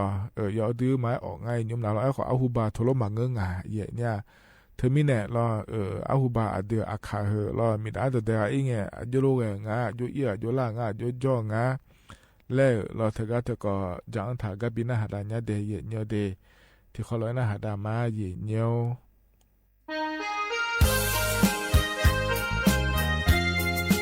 อาหูบางามามิดาก็คืออะไรอันนี้เราจะรู้มาเป็นโทรศัพท์ตัวมูมันจะโลหะมันจะอากามุขคนเนี่ยก็มาช่วยๆอีกว่าอาบุพีเนี่ยช่างอาบุพีเนี่ยชอบพูดเลยคืออยู่อาบุอยู่เพชรทองเลยเจ้าไอ้ท้าวเนี่ยแล้วพี่เนี่ยเจ้าไอ้ท้าวอาบุ你走多了下一场，阿前面呢，阿吃铺了个呢，阿不我在嘛家面，阿不懂嘛家，还好了喂啊，后面呢有阿不要比比上，阿个吃好了，好了喂，后那都这个头牛啥卡路哎，好了嘛个不，和俺们还提俺们兵个吃，来好了嘛个呀，你们那几路呢？你们那几路呢？阿吃都铺个来个呢，那个当天呢。俺家吃铺来好呢，吃我在古会，吃在古的会。你妈几路你个呢？哎，了，吃卡啷个嘞？没得个啷个嘞？哎呦，米卡，我都来样呢，俺家那边的啦。哎，我边的啦，哎呦，妈几个我讲啊呢，我就讲啊呢，那太多呢，叫帕拉西嘞，俺老天天，俺好俺老家好俺老就来了，那都家一生家伢的呢。巴修到家来的，安那安那巴修到家么家呢？因为阿我到考头，有到考有头，去古道去古道，都我们家人人到头么家面，安那到家好呢，的嘛提前挨得了，一弄挨还落后挨家的，那瞧得那有伢的，巴修到家了，巴修到家安那天天，是那个和那个阿面阿伢嘞。也是那个俺们俺家嘞，太好都讲俺嘞，不爱伢，离爱伢，我รู้ว่าตัวจะ会แม่ที่ปานา咯แม่ที่ปานาคุก็เลือกกาเลือกจะกูมาจ้ะอาดาที่เดช่างชัวอาดาที่เดอาดาคุดูเนี่ยบิกาเนี่ยงา咯อาดาดูเนี่ยบิกาเนี่ยดิรู้ว่าจามันนะงาอันนี้คือราคามาบ่มีอะไรมั้งสิตัวจางานเนี่ยน้องฮะ牛肚在那好呢，俺你和那小马姐来不是都讲啊了，那那还嘛俺嘛小毛呢老么啦，来你看不没来不是都讲啊呢，那后面呢这个表啊，你忙表了啊，哎好呢啊，不可啊，有怎么讲呢？俺哩呢，不玩的弄啊，那不啊咪看在看呐，个得讲啊都拍了，那会你嘛拍嘛不？你们骗不多就没了诶，那不可啊，在下包呢叫的那会呢，只有个啦那会呢，也是好哈的说没，有空了，没有呀，得还那了没有呀，好了呀，那有来帮啊头，有那，人家可能有可能，都有点啊呢，我做那，后来也不是来嘛讲，也不是来都没讲，都了诶，会也不是来叫他那妈妈那卡子咋来唔送啊，阿里来唔送啊，还有那呢，有一旁有票比票嘞，葫芦棒啊，咱们不提纲，叫阿里我们个嘎拉那咯，叫阿里我们个嘎拉那，不个票啊老些啊来用啊，有看那好玩就用啊，有看那好就用啊，不，我嘎来那叫米卡米尼来那咩？คนน่ะงาพูกันเลยนะงาจีคุดงยาอยู่เนี่ยที่พูที่กาเปียยาอยู่ก็ดูเวก็ดูงา咯newเอเลน่าสร้างความสัมพันธ์ที่ดีและงาเราถ่ายดอยนะบุคโลกาโฮโลกะน่า new สวาลวยโนมันคันได้จริงก็ช่วยดีมสิทอมสิแล้วก็โฮโลกะงาเราน่าหูน่าตุ้มกะคนน่ะตัวเด็กเขาเถอะยิ้มพักกันที่กาน่ะมันนี่จะขมาบ่มีมีจามาลาญามีเขาของก็ที่ก่อนอะไรมีจามาลาญามีชอบอยู่เขาผู้สาวมาใจเลยมีชอบผู้จักงานเลยเขาที่จงอะไรอันนั้นที่กาน่ะอยู่เขามีขับบ่เขาชอบผู้เขาเลยบ่น่ะเธอหุ่นน่ะเจียงมีเนี่ยเขางานเลยน่ะ有好咱们也不米开会啊，都要普教好啊。俺啦，地方个个嘛唔在哩俺嘞，阿妈当嘛唔那个事嘞，阿妈当哎嘛叫路啊事嘞，你吃就表演嘞唔是咯。那俺个提拉嘟嘟，阿苦花拉嘟嘟咩？阿苦花拉呢？你吃这那嘛在，咪咱们那里叫那，就这毛嘞说啦。那红蘑菇没了红蘑菇，像那有这嘞嘛别毛咯，他妈哎呀花红啊，有这那天嘛唔在毛啊。ที่มาลาญาโจมไหมแล้วเราอยู่ดูมิมสิที่เจมี่ฟังไงที่เจมี่ฟังไงแล้วเขารู้ลิมิเนี่ยนะชอบพูดกัน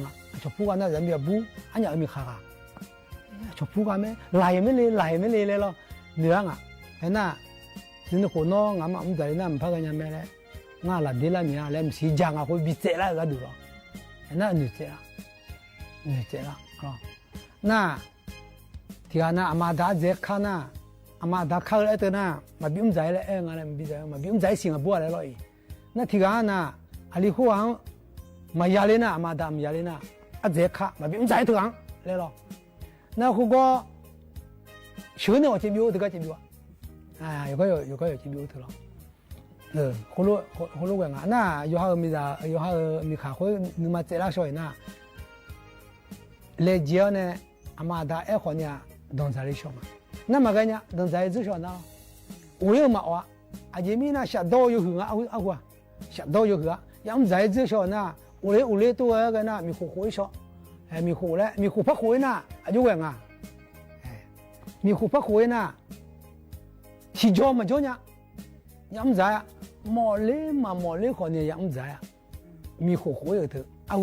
ตัวอ่ะถึงมีมาคู่เพื่อนมีคู่มาคู่หมอเถอะมีมาคู่หมอหัวมีคู่ไม่เจอนะมีจามาลาญาตัวเลี้ยวงั้นละมาคู่ไม่ได้เทไม่กว่าจี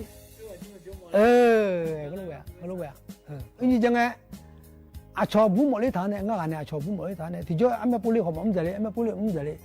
กูเลยกูอุลีเนี่ยบ้าจ่าเลยกันเนี่ยน่าบุคคลเดี๋ยวซีงั้นบ้าเธอเนี่ยแหละ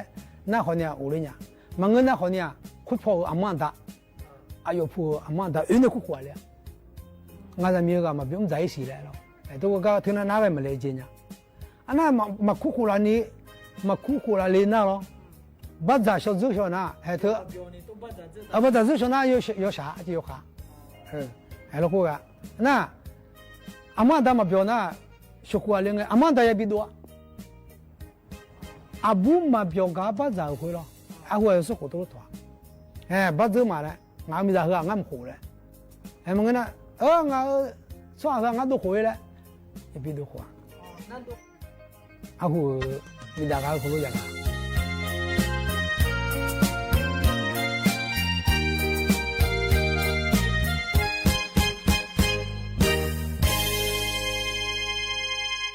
เธอหน้าขอนี่อาเดียอาขาก็เกาะรออาบริหารเนี่ยอยู่ทั่วไปจางถากายุโดเลียเนี่ยเยอะพอเนี่ยบินอาหารดากเนี่ยนะฮับอยู่ด้วยเนี่ยบริหารขอนี่เกินเราถึงมาเดท ธอเนี่ยอยู่ในอันบนเนี่ยจังถาวรอย่าอยู่ดูเลยเนี่ยเงี้ยพอเนี่ยบินอาหารดาวล้อเงี้ยวเฮก็เนี่ยนะเงี้ยวอายามเขาจะเล่าเฮออายชากาแล้วบินอาหารดาวกันมาเงี้ยว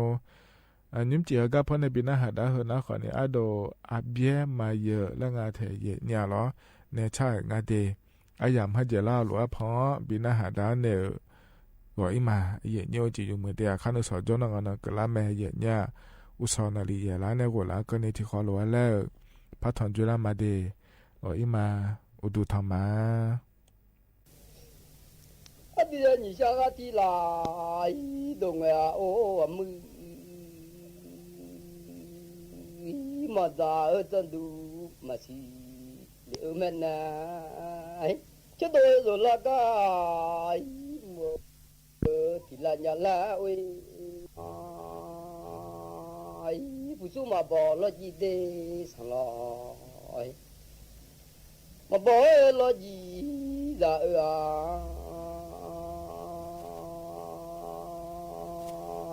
ผู้ตาเล่เจมันโน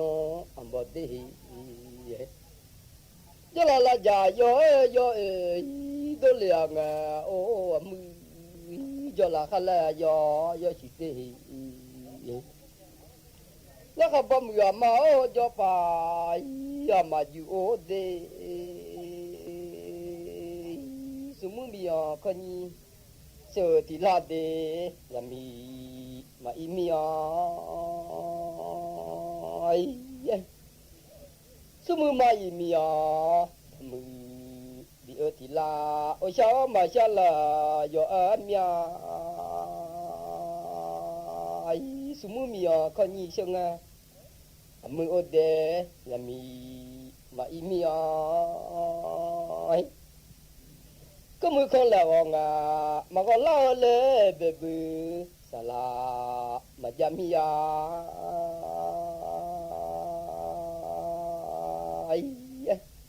สมุมาอีมีอ่ะดมือบิงเมลาเอโกโปจะจิมาบ่ชิเฮมือยามดอนมือลาญาติข้างสมดุหาก็จะจับมาบ่ชิเฮโอ้ย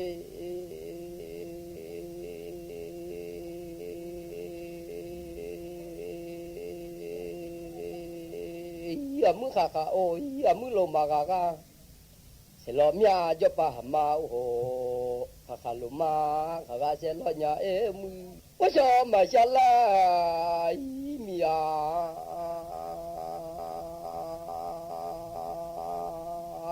จะปะมือมีโอเดยมือมือมีว่าชอมาชาลายอมีอา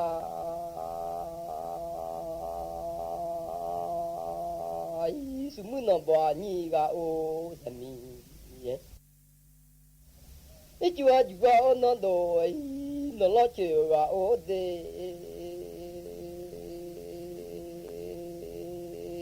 สมุนนี่นบ่บาลาโอ้โอ้ยว่าชอมาชาลายอมีอามือผู้ลายจากาโอเดสุชอแต่ไม่โลเดียวมาเดหมอเนาโลมือจีขามาก็หมอเนาตาลาเถงลาจาตาตาลาเถงนอแล้วจีเถงข้อยอมาสัญญาโอ้มือที่ส่งข้อลางมันเนี่ยกูตูอยู่ยามาตุนยายว่าชอมาชามีอาจะปามาอยู่โอเด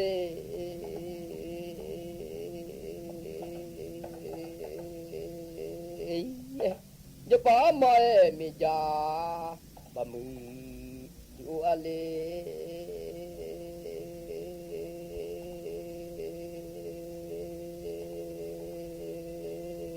เดี๋ยวมาเสียจาเพื่อกาโอเดก็คือนั่นมาคือเจ้าจ้าพอยเราจิเลสิมาพอมาลอมีอาณาจาเลสิมาพอย สมุมีโลชากูโอโตโอเฮนาคุเมียโอจามาโตโมโอญาลาโอชามาชาเอมียาโยปามากาโอเด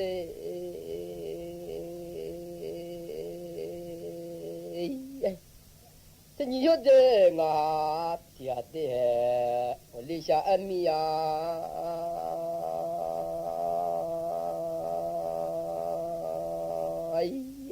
ผู้จู่สลบมาบ่เอลอจี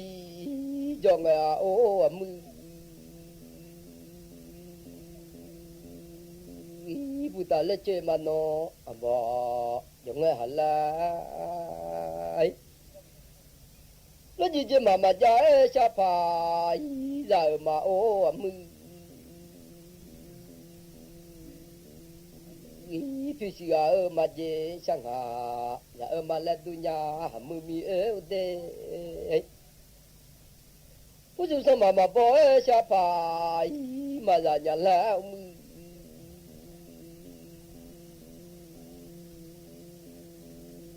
เลเจียจามโนช่างหามาละญาแล้วจิตันเนตลาจากายจาเลละเด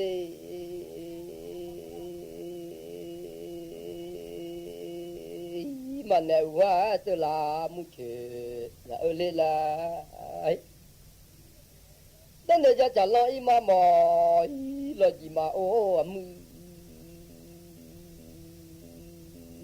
มันเนบ่อยมาลาลอยมาตั้งแต่จะลอยมาหมอยลอยได้มาละเด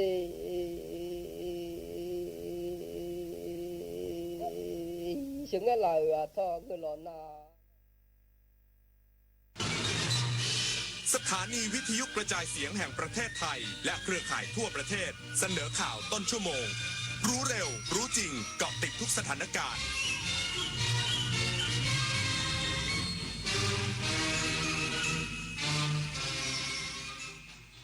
รับฟังข่าวต้นชั่วโมง 21 นาฬิกากับยุทธพรบานเย็นครับ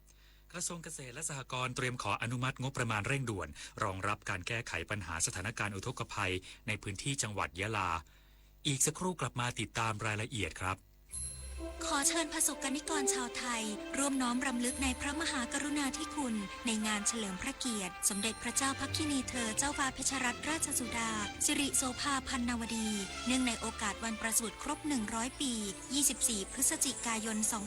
2568ณวัดพระปฐมเจดีย์จังหวัดนครปฐมพร้อมกิจกรรมถวายพระราชกุศลเพื่อแสดงความจงรักภักดีแด่พระองค์ผู้ทรงเป็นแบบอย่างแห่งความเพียรและความงดงามในหัวใจไทยคุณได้สิทธิ์กู้เงิน 300,000 บาทหากสนใจคลิกลิงก์นี้ได้เลยอย่าคลิกเด็ดขาดงานพาร์ทไทม์ออนไลน์งานสบายรายได้สูงอย่าเชื่อครับชีวิตจริงไม่มีใครคอยเตือนแบบนี้กลโกงอันแยบยลอีกมากมายของมิจฉาชีพโดยการส่งข้อความโทรศัพท์สายโทรเข้าหลอกส่งพัสดุรวมถึงแอบอ้างเป็นเจ้าหน้าที่รัฐป้องกันอาชญากรรมทางเทคโนโลยีด้วยการไม่โลภไม่ตื่นตระหนกกับข้อความชวนให้หวาดกลัวไม่หลงเชื่อใครง่ายๆรู้เท่าทันสื่อไม่ตกเป็นเหยื่อของมิจฉาชีพคนละครึ่งพลัสรู้ไหมใช้อะไรได้บ้างใช้ซื้อสินค้าอาหารเครื่องดื่มบริการนวดสปาทำเล็บทำผมขนส่งสาธารณะแต่เดี๋ยวก่อนถ้าจะนำไปใช้ซื้อสลากกินแบ่งรัฐบาลเครื่องดื่มแอลกอฮอล์ผลิตภัณฑ์ยาสูบบัตรกำนันบัตรเงินสดแบบนี้ไม่ได้นะครับที่สำคัญต้องจ่ายตามจริงห้ามทอนเป็นเงินสดห้ามรับแลกสินค้าหรือบริการคืนเป็นเงินสดนะคะดูรายละเอียดเพิ่มเติมได้ที่ www.konlakringplus.com คุณเคยเป็นแบบนี้ไหมใช้เวลาอาบน้ำเป็นชั่วโมงเคยซื้ออาหารอย่างบ้าคลั่งแต่ก็กินไม่หมดจนเหลือทิ้งเคยซื้อเสื้อผ้าราคาไม่แพงแต่ซื้อบ่อยก็เคยหลงลืมที่จะปิดน้ำปิดไฟเมื่อไม่อยู่บ้านเคยเราอยากให้คุณหยุดกิจวัตรประจำวันที่เป็นการทำร้ายโลกช่วยกันรักษาและฟื้นฟูตั้งแต่เรื่องเล็กๆที่เริ่มได้ด้วยตัวเราอาจเป็นเรื่องใกล้ตัวที่สามารถทำได้ไม่ยากโดยเฉพาะกิจนาวิกโยธินกองทัพเรือ33นำระบบเตือนภัยอัจฉริยะติดตั้งแจ้งเหตุในพื้นที่อำเภอตากใบและสุไหงโกลกจังหวัดนราธิวาสสร้างความเชื่อมั่นผู้ประกอบการ นาวาโทพีรพงษ์วงศ์จิระเจริญกุลผู้บังคับหน่วยเฉพาะกิจนาวิกโยธินกองทัพเรือ33เปิดเผยถึงการยกระดับมาตรการรักษาความปลอดภัยในพื้นที่อำเภอสุไหงโกลกอำเภอตากใบจังหวัดนราธิวาสเพื่อสร้างความเชื่อมั่นให้กับผู้ประกอบการและประชาชนตามแผนป้องกันเมืองเชิงรุกโดยได้นำระบบเตือนภัยอัจฉริยะซึ่งเป็นระบบที่มีประสิทธิภาพและความแม่นยำสูงเข้าติดตั้งให้กับผู้ประกอบการในพื้นที่สำหรับกลไกการทำงานของระบบดังกล่าวถูกออกแบบมาเพื่อการตอบสนองที่รวดเร็วและปลอดภัยสูงสุดโดยเมื่อเกิดเหตุฉุกเฉินผู้ประกอบการหรือพนักงานที่ร้านสามารถกดปุ่มที่ระบบเตือนภัยอัจฉริยะได้ทันทีจุดเด่นที่สำคัญคือความปลอดภัยของผู้แจ้งเพราะจะไม่มีเสียงสัญญาณเตือนใดๆดังขึ้นณจุดเกิดเหตุเพื่อไม่ให้ผู้ก่อเหตุไหวตัวหรือทราบว่ามีการแจ้งเตือนแต่สัญญาณเตือนดังกล่าวจะถูกส่งตรงแบบเรียลไทม์ไปยังโทรศัพท์มือถือของเจ้าหน้าที่ทหารที่รับผิดชอบในพื้นที่ทันทีโดยระบบจะทำหน้าที่แจ้งเตือนพร้อมระบุพิกัดสถานที่เกิดเหตุอย่างแม่นยำบนหน้าจอโทรศัพท์มือถือทำให้เจ้าหน้าที่สามารถรับทราบพิกัดเป้าหมายได้อย่างชัดเจนส่งผลให้เจ้าหน้าที่ชุดเคลื่อนที่เร็วที่อยู่ใกล้ที่สุดจะสามารถเข้าถึงจุดเกิดเหตุได้ในทันทีถือเป็นการยกระดับการป้องกันเมืองและสร้างความอบอุ่นใจให้กับผู้ประกอบการและประชาชนในพื้นที่อย่างเป็นรูปธรรมวิรพัฒน์เพชรสุดสวท.สุไหงโกลกจังหวัดนราธิวาสรายงานและในวันนี้กองกำลังผาเมืองจับกุมขบวนการค้ายาเสพติดขณะลักลอบไอซ์100กิโลกรัมข้ามลำน้ำสายจังหวัดเชียงราย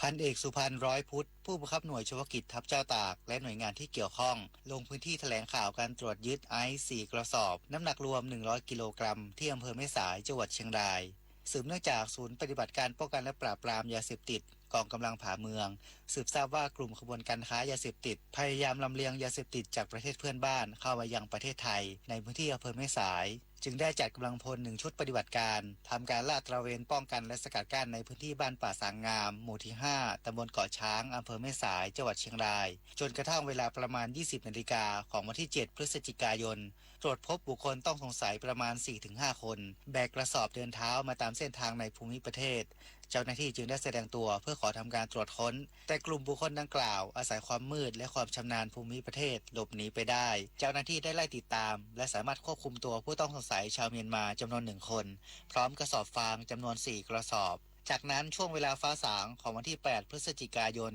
เจ้าหน้าที่ได้ทำการเข้าตรวจสอบพื้นที่เกิดเหตุพบยาเสพติดให้โทษประเภท1ไอซ์บรรจุอยู่ภายในกระสอบฟางจำนวน4กระส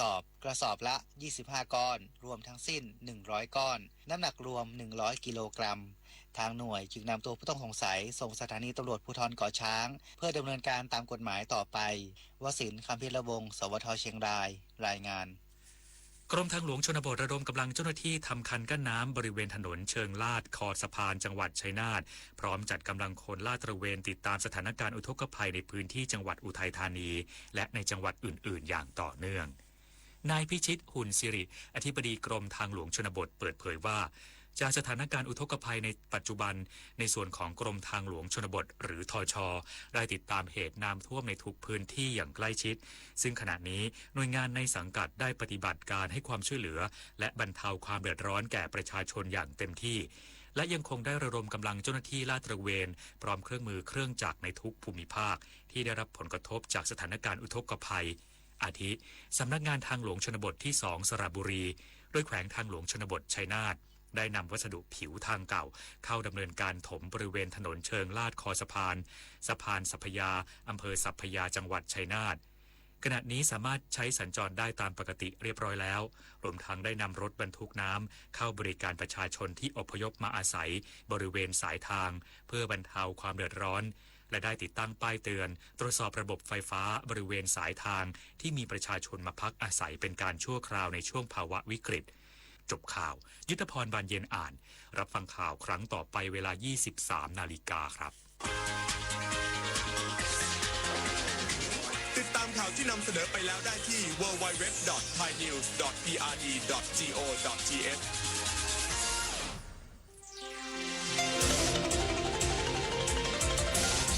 วิทยุแห่งประเทศไทย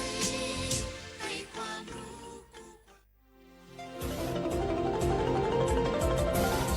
วิทยุแห่งประเทศไทยให้ความรู้คู่ความสุข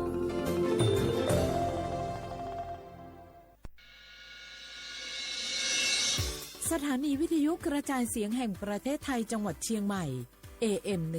1476 กิโลเฮิรตซ์สถานีวิทยุภาคภาษาชาติพันธุ์แห่งเดียวในประเทศไทยที่มีความทันสมัยเชื่อถือได้สร้างอัตลักษณ์กลุ่มชาติพันธุ์สู่สากล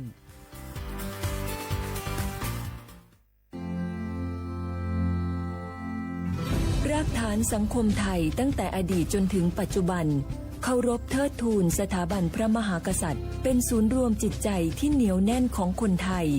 ในเวลาที่เกิดวิกฤตทางการเมืองพระบารมีของพระเจ้าอยู่หัวก็ทำให้เกิดความสงบและช่วงที่เกิดวิกฤตเศรษฐกิจปรัชญาเศรษฐกิจพอเพียงของพระเจ้าอยู่หัวรัชกาลที่ 9 พระราชทานให้กับคนไทยก็ทำให้ผู้ที่น้อมนำมาปฏิบัติมีภูมิคุ้มกันและไม่เกิดความเสียหายพระปฐมบรมราชโองการของพระเจ้าอยู่หัวรัชกาลที่ 10เราจะสืบสานรักษาและต่อยอดและครองแผ่นดินโดยธรรมเพื่อประโยชน์สุขแห่งอาณาราษฎรตลอดไปพระมหากษัตริย์ไทยทุกพระองค์ทรงห่วงใยราชเสมอสถาบันพระมหากษัตริย์ไทยศูนย์รวมใจไทยทั้งชาติ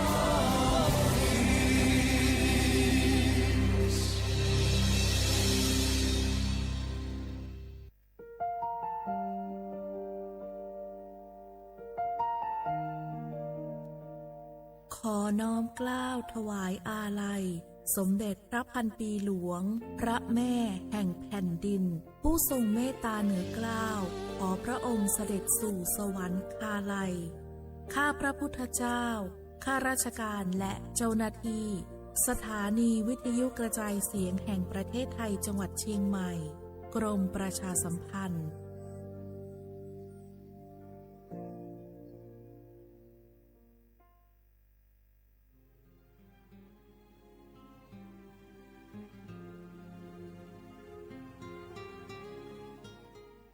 This is a moment of profound grief for the Kingdom of Thailand. We,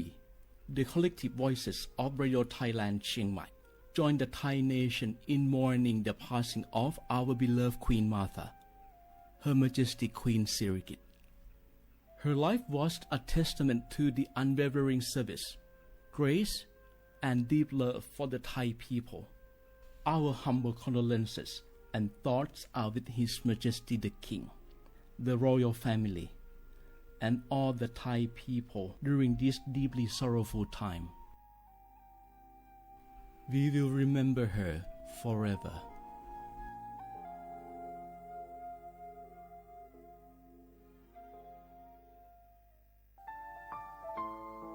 เฮาข้าพี่น้องเจ้าคือไตมีตั้งหม่องเจออันเจ้านางหอคำสมเด็จพระนางเจ้าสิริกิติ์พระบรมราชินีนาถพระบรมราชชนนีพันปีหลวงเลยเข้าสวนหมักฮักคำนนเพกว่าย้อนสู้เก่าตึงปันเฮาวิเย็นขวัญเงาเจ้าเฮาข้าฮอดถึงตีสุคติกัดเย็นเสกำเฮาข้าพี่น้องก้นคือไต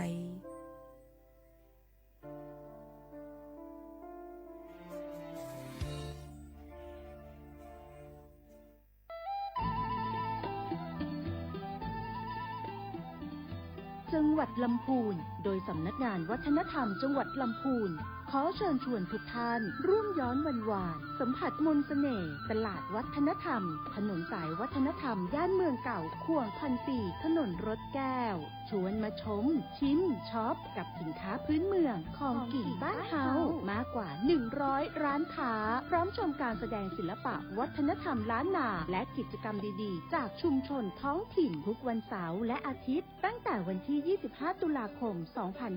2568ถึง4มกราคม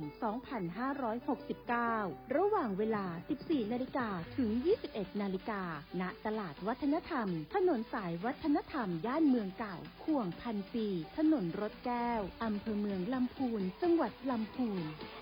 ร่วมแต่งผ้าเมืองใส่เสื้อผ้าเมืองเดินย้อนวานๆเก็บภาพความประทับใจในย่านเมืองเก่าแล้วคุณจะหลงรักเสน่ห์เมืองลำพูน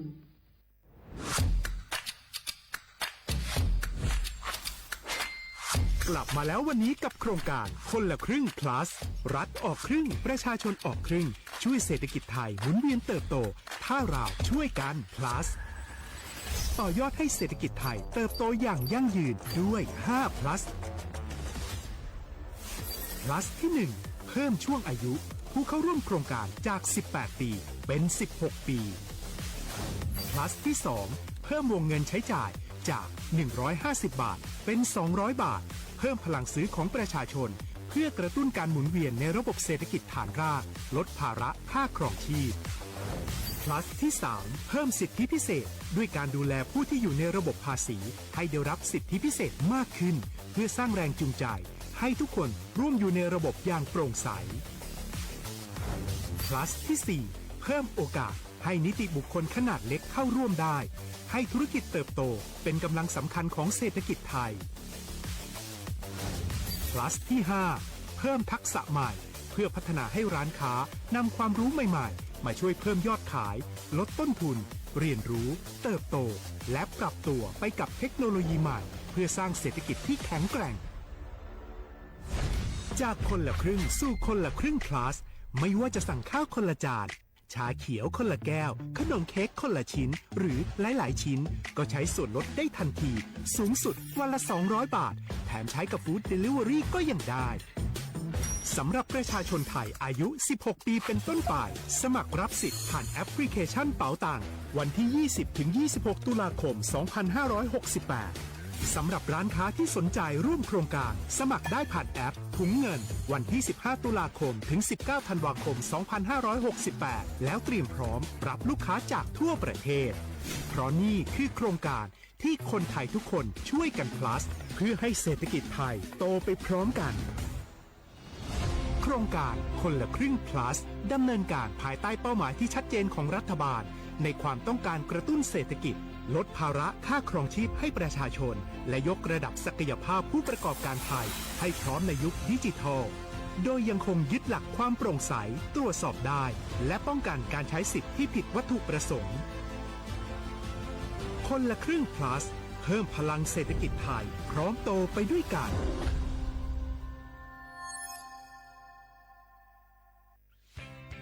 เส้นทางสายหมอกที่สวยที่สุดในเมืองแพร่กำลังรอทุกคนไปวิ่งด้วยกันครับทุกก้าวของคุณคือพลังของลมหายใจชวนเพื่อนชวนครอบครัวมาวิ่งฝ่าสายหมอกเพื่อโรงพยาบาลแพร่ในวันอาทิตย์ที่ 7 ธันวาคม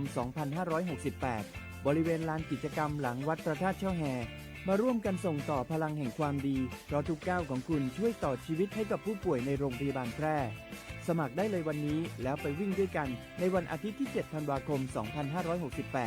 พบกันบริเวณลานกิจกรรมหลังวัดพระธาตุช่อแฮนะครับ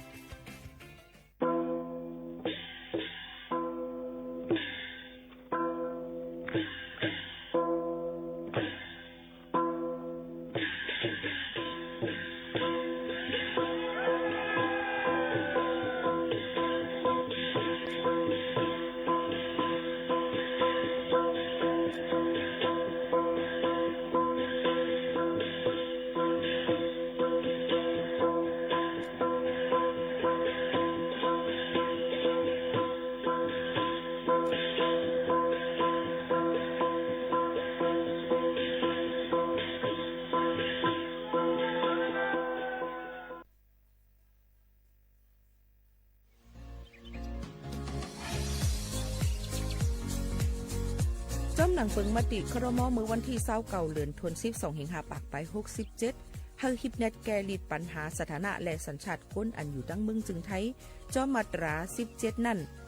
ตอนตาพี่น้องเฮาเขาอันเข้ามาอยู่ตั้งเมืองไทยหึงนั้นและมีไว้เข้าจ้อมเปิงเฮากว่ายืนย้อนสถานะต่างดาวของเมืองถูกแม่นจ้อมเปิงไล่ตอนตาลูกอ่อนอันเกิดตั้งเมืองจึงไทยมีอู่อำนั้นก็แม่มีไว้ทะเบียนประวัติบุคคลไม่มีสถานะทางทะเบียนอำนั้นไว้10ปีถูกแม่นยาวในจึงเฮากะยืนย้อนสัญชาติไทยจอมหนังมาตรา7ทวีไลพออยู่ตั้งกรุงเทพมหานครกว่ายืนไลตีสำนักบริหารการทะเบียนกรมการปกครองพออยู่ตั้งต่าง7วันในจึงกว่ายืนไลจอมหนังวัดไว้อันเปิ้นออกปันเฮาขานั่น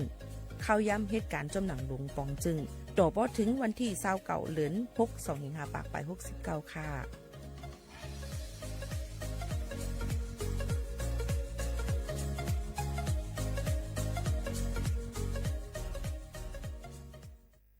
พี่น้องเขาสนใจใครปืนเผาผ่านตั้งห้องปล่อยเซ็งสวทเก้งใหม่ปั่นตั้งหูห่มปลาดังมีดังซื้อถ่อมแจ้งแล้งหลีกว่าไก่ในปืนตีเจดอนเก้งใหม่กับสืบมาเลยดีสวทเก้งใหม่หมายฝน053 276-068 และ 0922468579เฮาหักกันเป็นแห้งเฮาแป้งกันเป็นใหญ่เฮานั่งกันหักกันเทสันลันเขาอยากเฮาหลุดจอยกันแก่มือมันอยากเฮาหลุดจอยกันหักมือมันนักลูหมอหักกันมือไปตายลูหมอเซร้ายมือไปซุ้ม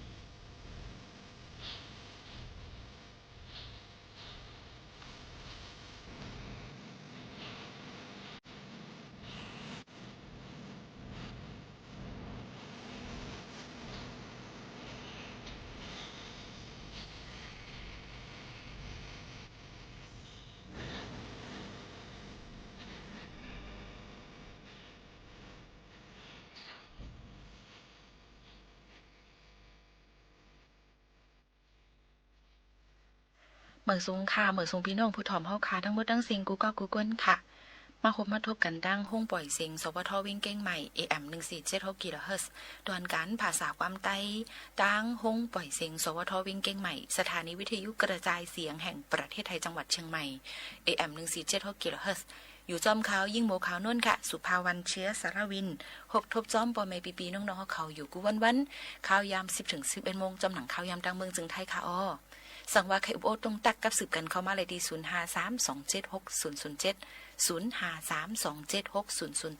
ผมจมหับตอนกูก็กูก้นทั้งหมดทั้งเสียงอยู่ค่ะครบทบจอมปอไม่ปีน้องๆเขาเสและในตอนการภาษาความใต้เสียอำกาเป็นเพ่งความปานเก่านั่นเดคัดเจอมาต่อแต่แค่นี้ฝากตอนจนถึงปอไม่ปีน้องเขาเดเป็นลองสั่งอันว่านั่นแค่นเดาะมุงมองเปิดปันแห้งเหนียนำเสกัมแทงลองนึงค่ะสั่งว่าปีน้องเขาหับถอมตั้งออมร่วมอำไล่ในก็หับถอมไล่ตั้ง Facebook Live เฮาค่ะในค่ะดีสวทเก้งใหม่ AM 1476 GHz อำนั้นก็ตั้ง Facebook ยิ่งโมข่าวนุ่นก็ไล่แตงโม MKN ปันตั้งหันถึงกับสืบกันเข้ามาดีเฮงเด็กเฮาค่ะสวทเก้งใหม่อำนั้นเรดิโอไทยแลนด์เก้งใหม่49เส้นตั้งประชาสัมพันธ์จังการเว้งเก้งใหม่50100ในค่ะอ้อยังพงจะเหลียวอ่อนกันลือฮือหรือใจถ่อมด้วยเพียงความอันทางเฮียนฝากตอนจุดถึงปอแม่ปีน้องๆเขาก่อนค่ะ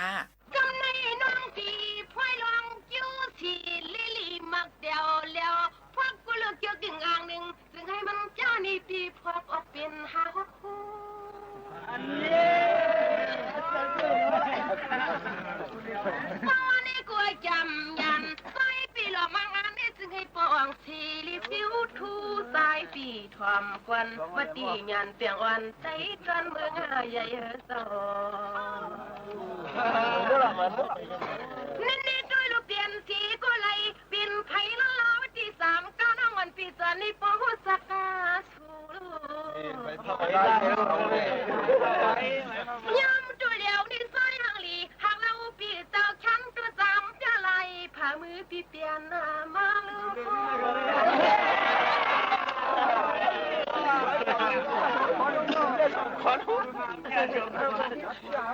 ถ้ามันน้องวันปีจำลัดจูที่สวยย่อยปวนปอมปอกไว้ซาหิวสายปีหลวงก็ซุ่มหน้าจอนปีลูนอที่เปิ้นน้องไรคำมุนกันหนึ่งเน่เลี้ยววันคำคุณลองซุ่มอาลุงน้องยิงปิดที่คำตาวันนั้นใจที่จวงเช้าเลยวันที่ชวนเราเลยการคนข่าวออกาตินในกากาน้องเฮาจำติดทุกลุงคุยกากว่ามันน้องยิงปีหมวกใครดิ้นลำปล่อยปันปีตุกซุ่มลุไม่ข้าวปล่อยเมียงอะไรปันปีมือเปียงตังเตียงตังตัวอยู่ในนี่ละนี่สู้ชวนเราเลยการงาโมจังสิปีเซยส่องดังอโลสิสันตาใส่ปีหลวงกูชิงคาต้องมาดหมายหางพุทธิสายปีเสกซึ่งให้อ่องเมียงยันเปียงอ่อนตวงหน้าอุ้ยคุณเนื้อเศร้าสวัสดีกูลีลีกว้างสุดให้เขาเปลี่ยนใจหลวงตาวัดที่พากงผมลองมันตานในปีกว่านั้นเด้อช่างเสียมันคือเขาได้หัดที่ว่าตีนิ่มปึงนี้เปิงอามีนี่ตัวลูกเปียนี้ก็อยากว่านาชีขาวอันแล้วพอมีชีปวดใส่ไปเจอไปคอยอยู่มานยาชีขันยิ่งน้องติดทุกปะลางสูกว่า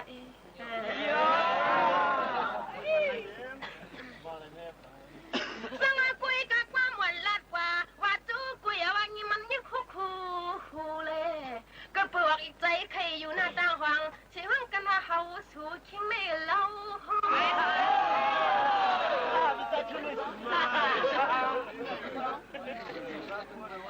สังลัดกว่าจู้ที่สุกวยแกลียงันว่าคนร้องเขาปักปักเขาก็มาสู่เพียวตอนมึงไก่ก็สังตัวluเหมือนน้องกว่าน้ำลางที่เขาก็ทำข่าวไต้ตอนเมืองใหญ่ใจเปี่ยมเพียวมาสังน้องอันพี่บอกลัดจู้ที่อ้อยทางนี้จอหมอพิษทุนหมอสางป้อมยาพากายตัน กันกวนหังลีหังเราหยันเปียงวันจึงจ้างยันเปียตั้งลูกมีสู่นอเจ้าสวัสดีกุลีเอาจอมหนังหล่อสิสันตาใสปีมีมามังจางอามกวนปานนาอาทางมังกี้กูเฮาติ่มปล่อยปันให้มันยันเอากำเตอกำคอนชูปีมือขวบมือพี่เศร้าป่าจอตรงเสจกชกวังก็ไล่กว่าสายทางคุณปีจึงให้มือกว่ามันเมียนมันลุกอูตองพังมือเดี๋ยวนี้ยิงน้องสุดเติงปันซึ่งมิวในนะกุยกะความมังกะไทยปุริเปลี่ยนกะจี้มันอย่าทวมฟังให้ในใจเอามือพุกได้ลองสั่งปีขึ้นไม่โทนะแล้วมันนั่งอ่อนปีหมอกลัดจูที่สุดทางตอนหมูคงอามิวสายปีกว่าต่อมิวซึ่งก็ซื้อให้ปูปีกินปืนต่างฟังเจ้าสวัสดีลูกว่ามันมีหมอเจ้าความให้มันนำเมามังเนาะเปียพางอันสุดรังซึ่งก็ซึ่งให้ปอดีเปลี่ยนมาเปลี่ยนนามากุยกะลองกินในปอยก็ทางตัวนี้ปีซึ่งให้ผู้เปลี่ยนตัวนี้ที่ปอมือเลี้ยงต่างลูกเมย์อ่อนชูปีมึงใหญ่นะนี่จนตาไผ่ชูควันเล่าดีนาปวดไปคิวไหลอันตัวเล่าดีนาความผู้เลี้ยงต่างอยู่ไกลตุยไกลตุยสร้างนักวันปีจำหลักจูที่สู่เพื่อนปีอิงเสาหน้าเราพังความห้อยแต่อิงน้องนางจำละ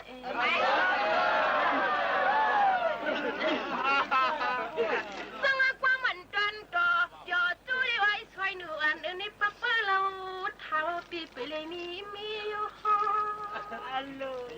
คำวันตอนขึ้นได้ทำกว่าให้ปจีถึงให้เท้าน้องอิงปีเขาเลยมือเลยลิ้นตอนมึงใหญ่เลยนะกุยกะคำวันตอนขึ้นเนี่ยกูย้อนอับนั่งติ้งมัวเนี่ยจู้ตามใจลูเปียนั่งมันปิดเจ้าคือย้อนอับที่กันทางดังน้ำติ้งใส่จู้ลักลำจำกำชูตุยนี่ส่วนเล่นจริงรางวันปีไปเปลี่ยนยันปอกขึ้นห้อยส่องตีเลยเฮ็ดจู้ลมจู้ลำกันเฮนะนี่ปวนเมืองเลี้ยงเบียงวางปังไว้ตั้งยิงตั้งสายเปิ่นจันพวกตั้งหลังเอาไว้ปั่นปีตั้งเก่าดอกกันตุยนกกันตุยสองตีปีเสาปีขอลาชีชาวันแล้วความหอมหุ้ยทำต้องด้วยเฉพาะสื่อนะสังจวนตาพายันตั้งเอาที่น่าหล่อมชุดน้าในที่มั่มปล่อยปลุดตังกันแค่หมอกลงปงไปกะลำสันอันตีเฮือนตีตอนไข่ตอนหูเดจินเจอขอบละลาสังก็เป็นน้องวันปีเจ้าปีเสนียนนาชีชันหมู่คงอาปาติว่าเจอเยอะเขาปีน้องโซตาหน้าในโกที่อำทางมังคือเย้าไว้คุณเนื้อเจ้าอัลโหลมือเจ้ากิชูเลยสังเอาที่คำชูซ้ำตัวเลยมวยกิ่งป้าลงอ่อนน้อลูกยิงปืนสามุนมาหึงอันนี้ซอยปีเพียวที่ป่วยนี่ปูจ่าลายมือลายวันสังอันนี้กุลียังป่วยกุฏิไว้เห็นปีเจ้าปีเนี่ยหาเปียงกินเปื้อนตั้งตั้มจึงให้พ่อให้วังซาปฏิเสียแขวันสาวน้องเขาลัดตู้สู่เนื้อวันดีน้องนะนี่ด้วยลูกเงินไหวสวยมันชอบปันน้องมาวันดีลังฟ้าลูกข้าเจ้าจำจังหวัดห้องตังเลืองเปียยังด้วยหน้าวันห้างปูปังเชิงเฮงอันนี้เรามาเราเกินกวยปีมาเราห้องจังว่ายังกว่าขาแล้วกว่าใจห้างลีปีเจ้าทั้งปีมาถูกแต่เฮาทั้งเจ้านางเลยล้นความหาติวัตินิมมีโลมิวทั้งเสีย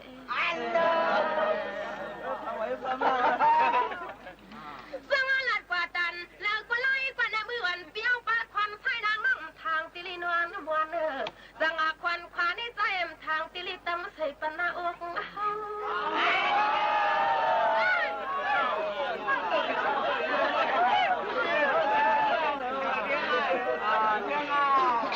ช่วยกันเอาอะไรกัน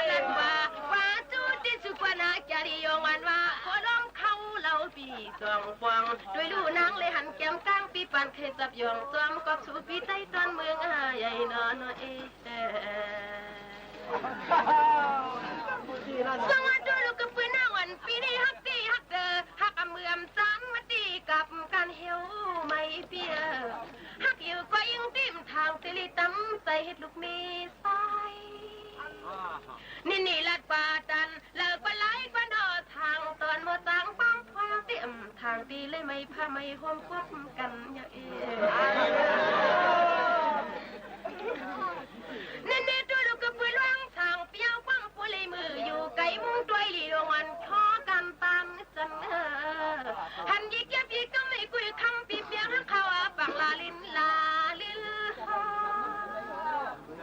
ว่าน้องตีกับปืนฮักดีฮักเดอขอความน้องยิงปีก็ดอดทอใครอึนแต่น้องนี่ก็จอยหอยนาชี้แขนปีกุนหังหลีหังเล่าจึงสุนี่มันถูกตานามาเจอเต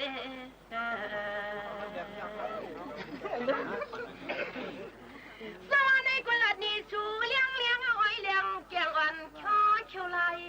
ไอเปียสองตีกึ่งตันเลี้ยงเฮาไหลละปวดปลายเขียวไหลยิงน้องทามาดังกุยกะจินซาลีลีกูขี่ไว้หลังกูกวางไว้ลิ้นหน้าปมกึ่งตันตีเลี้ยงเฮามีหมอกวางใส่เก้าเตอเก้าเนื้อเลยนั่นเดลันดิจูช่วงเล่าเลยไว้ปวดไปเขียวไหลถือต้อยนี่นางกอลีจูสุดที่เรื่องทางปีปุริมือสามตินตัวนักความมูคือคงเต้ากิงเปิ่นมานยาการยันนางความปุริตางจวนเงินในมีหนังในกล้วยขาวเสียงเก๋มากเป็นในมันอยู่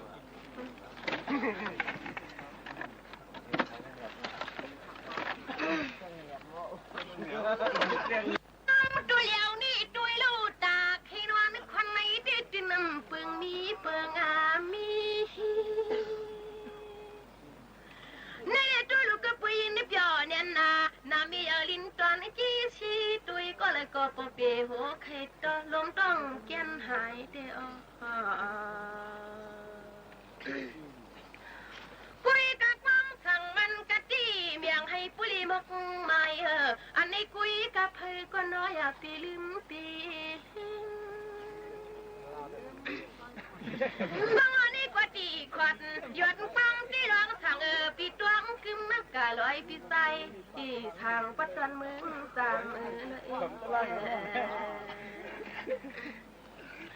สมานองตีฟังใส่อาตานาความนึกผีติบข่อยเปี้ยวเตี้ยวความมันนางน้องยามานันนาเปีย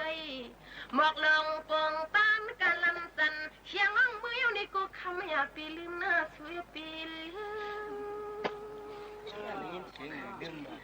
สมานองปีลัดกว่าตันเลิกว่าไล่กว่านาทางตอนขอความหึงเงินจัดงวยรอจังปอเนื้อเปียวติดตินละทำปอเงาก็กวนเหลว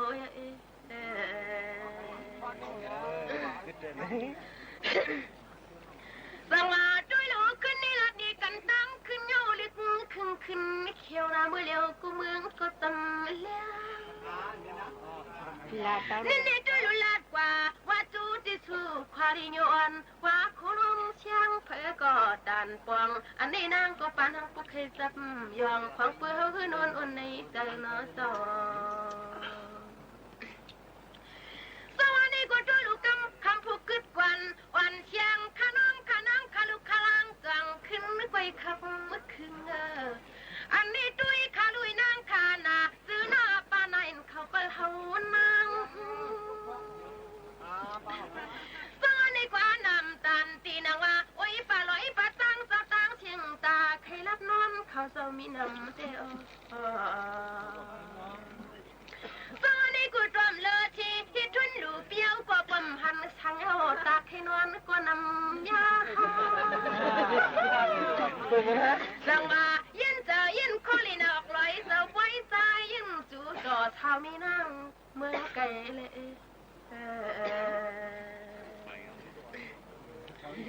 สังว่าจินซาจิกุยกว่าเลยอ้อยปีผู้ไหนยิ่งที่ติดสังจึงหือมือ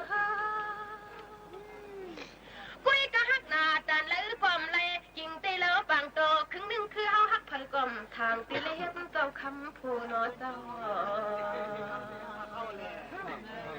แต่ว่าพวกเปลี่ยนนี่คนเราพี่น้องวันสามิกีสีนี่นางเจียนดิโกโนจ้องวำจึกเท้ามีเตยดวงไก่โว้ยสวัสดีกันตั้งขึ้นยอมเลยมีก็ยังไม่หอลวมตุ้ยอายว่าเฮาอาย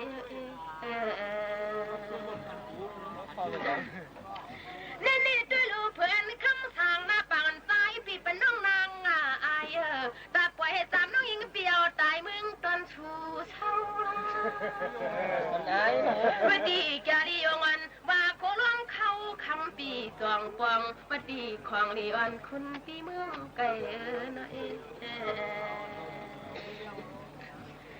สวัสดีลูสีนาลีปุ๊บเปียวนางนาลีก็ซ้ำตัวเอาเชียงอันก็ปุ๊บทันลอยควางปุ้ยเฮาหลัดมานำนั่งก็ดีมือโหลิม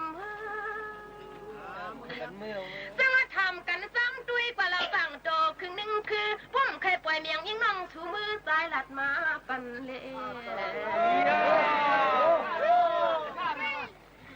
นี่น้องที่ปื้อทอมปื้อตวงก็ลองปามกันอันลองตังปีที่สายปีมีท่านแล้วน้องทำเราโหคุณทำแล้วตลาดนะถ้ามาเจอเราก็เปลี่ยนปีที่มากอาคางนี่มันคมนาจารียงมันว่าโคลองเขามันปึงเพื่อเขากินย่อยอ๋อค่ะปอแม่ปีน้องๆเขาค่ะตอนดาดังห้องปล่อยเสียงเขาค่ะนั่นเป็นห้องปล่อยเสียงการหักกันคุณดังเมืองจึงไทยเสียแล้วเลยเอาตื้อตั้งอันลีในเสฝากตวนจนถึงพี่น้องเขาขาวเงาปืนหูตั้งหันเยาก็ลองเจิ้งลองอปุ่มซอนเจออีกปังตั้งหูนำตั้งหันกวางยืนจู้ถึงปอแม่ปีน้องๆเขาให้เล็งยินถ่อมจ้อมกันอยู่ว่าเจิ้งหนังไหนค่ะอ๋อย่ำพงตะเหลียวนั่นไหนค่ะพี่น้องเขาค่ะยี่หมูขาวนนมีปืนหูตั้งหันเอามาฝากตวนจู้ถึงปอแม่ปีน้องๆเขาถ่อมเมื่อไรก็เมื่อนั่นเดี๋ยวว่าเจ้าไหนก็เจอนั่นขนาดเนาะสืบถ่อมด้วยลองว่าอันลีต้องไม้ในนั่นฝากตวนจู้ถึงปอแม่ปีน้องๆเขาอยู่ค่ะแกไม่ว่าแคบตินในมันมีกะขันกะหือก็เย้าเอาปักใส่ตีหูอำไล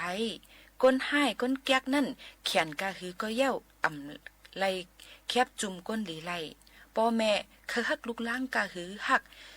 สังอ่ำหมอฮักจึงอ่ำถึงตีห้อยฮักไลลูกล้าง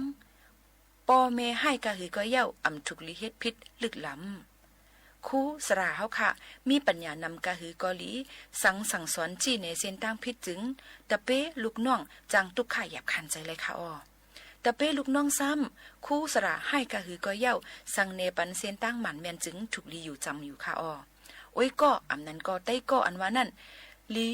เนื้อเจ้าเก่ากะหือก็เย้าสังจันตกเนื้อเส้นตั้งฮุกให้จึงอ่ำถูกลีหอมเฮ็ดก็นาเฮิรนตั้งหันถึงเปิงกันกะหือก็เย้าอ่ำถูกลีแจกเนื้อเลือดกันในค่ะก็หักคะลือหักกะหือก็เย้าสังกลุ่มปันลองเจ็บเสียบอยู่ก้อยจึงถูกลีแพ้ตั้งกันอยู่ค่ะอ้อโผตั้งเมซ้ำปันตั้งป่องใจกะหือก็ลีสังเฮ็ดลองอ่ำซื้อต่ออยู่ก้อยจึงอ่ำถูกลียอมหับก้อยหิมหอมเฮาคาซ้ำใครเซกะหือเซสังเจ้าเก่าอยู่นิ่มอยู่ในจึงลองเซเน่เขาได้เย็นกว่าหังก้อยมันอยู่ความขอความหมอลาดกะหือก็เย้าถูกลีลาดมือถึงยามมันนั่นกุ้ยหูถอมมันลาดเน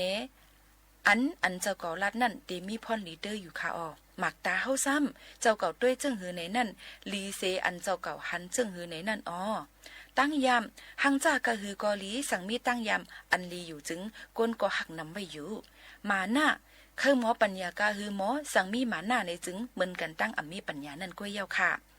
น้ำเจออันว่านั่นซ้ำใครป้ากะหือป้าสั่งป้าหยันจึงถึงตีเต็มทวนไลค่ะ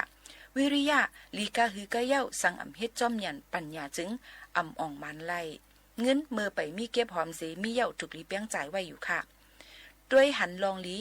ตาเฮอเจอเจ้าเก่ากัดเย็นนั่นตื้นเตโหลมันนั่นแก้วเล็กไล่ปลายเปซ้ำสังหูน้ำสังลิกไล่ปลายเปสังหูน้ำหวานอรสามันจึงข้าวย่ำหลูลิกอันว่านั่นเตมีมาหังกวยมันอยู่ในนั่นค่ะอันนี้ก็ยุ่มยามาอันถูกลีต้องหมายเฮาค่ะนั่นฝากตอนจู้ถึงปอแม่ปีน้องๆเขาในวันเหมือนในว่าเจิงหนังในค่ะอ้อศึกยินถ่อมด้วยลองอันเฮาค่ะหางเฮียนฝากตอนจู้ถึงปอแม่พี่น้องเขาในวันเหมือนในกันเที่ยงก่อนค่ะ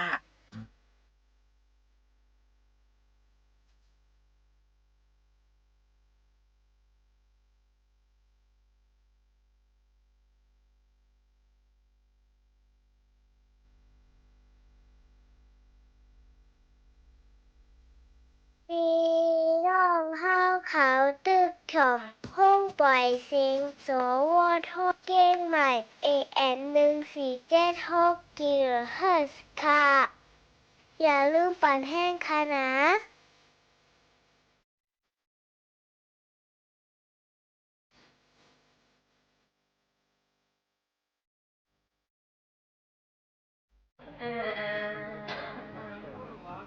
คุยกันนั่งสั่งเปียกนั่งใจน้ำจังขึ้นตาเมียงเป็นลูกลุงหิน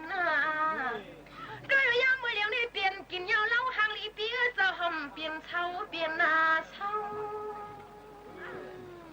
เน่ๆด้วยลูหันยาวสีครังสีขานำทานว่าโคลวงเข้าติ่มเคยลอยขวาที่สั่งเฮ็ดคือนอนเองสังด้วยลูดวนตาพยันตั้งเอาได้คำความควรเล่าปีลัดคือมั่งยิงปิ่มตลอดสีทงเพียงหน้ากว่าเมื่อจามันนั่งยิงเปียลัดความเลียนในกูคำเอาน้องตลอดสีทงป่าน้องตีลัดเจอเหี่ยวหลวงบ่คงอาป้าทางว่ามันเธอเขาบ่ไล่ก็ใจปีเจออย่างนี้เดินมีเนื้อ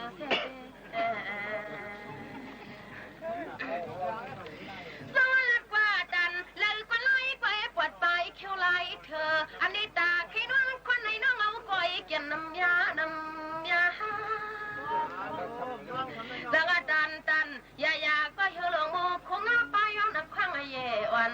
สู้เศร้าเสียเลยเลยยันอยู่สวัสดีกูคำสั่งทางคำปีปวนลงคำปิ่มเคยปล่อยเมียงปันน้องนางยันลัดปันเฮามาได้สายปีปูงานยิ่งน้องปีไปดวงซ้ำนี่ปุ้ยยินสิเลี้ยงกาไก่คือผู้มีหมอความใจจุ่งเวียงกับเมสูเลยเล็ดกว่าตันอย่าก้อยพี่บอกเลยล้มปิวออกปักมือเป็นต่างซื้อสุปีมังซานี่ด้วยลุลาป้าสีขาที่นางว่าเหี่ยวลงโมคงอาป้าด้วยกำกวนมันหนาถูกตาหน้าบ้าเลือดอกสั่งนอจอก้นดำนาคุยกันลัดกว่าตันอยู่คุยกันในกวนฟ้าอ้อยปีปูในเท้าน้องย้อนสังวาลัดกว่าว่าสู้ที่สู้ก็มันดำนาแล้วความกลมชอตัวนี้นางก็ตันอยู่สู้เฮาจำความความเท่ากว่านี้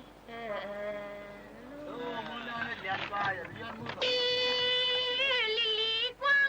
อยู่นะใส่ลวงห้ามคำวันมีไปไม่คำมันมีใครมกลิ้นเปีย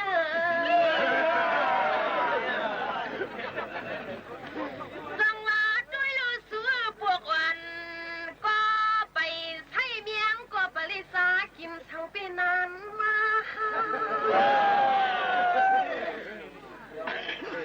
นี่ด้วยลูกวันลี่สั่งทั้งต่างทางต่ออ้อลูกมีวันคำความตูดถ้าคิดเผาดีเมียงยามีกวนโมยย่อย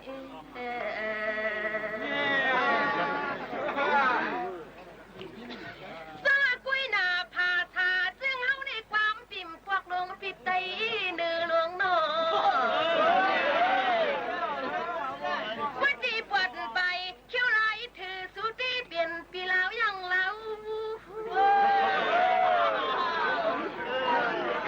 กุยกายุอยากขอความซึ่งไตนี่ว่ามันเปลืองทานพุทธูใส่จิกุนจางเลยอุ้ยคุณเนื้อเอง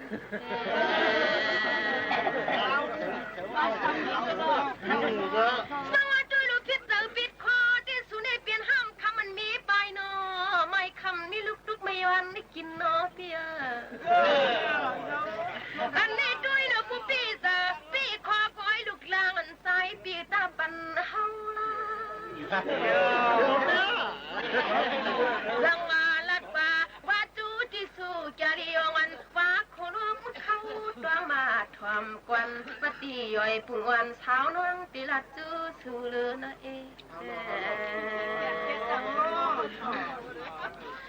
สวัสดีลูกเฮาลูกมีกวนเหล่นี่กุยหนักความมาน้องอำเหล่ลุงความขี่น้องอำหูนั่นเอาปานไม่สามสังอาปุ๊บปนักคือหน้านี่ในน้องวันปีย้อนทำติดปวงมิวซึ่งคือมา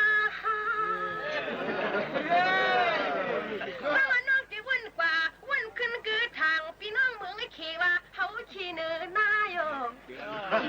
ดังลัดป่าลัดขึ้นนี่ขึ้นหมอกนี้มากกว่าแล้วละนางเฒ่าในฮะ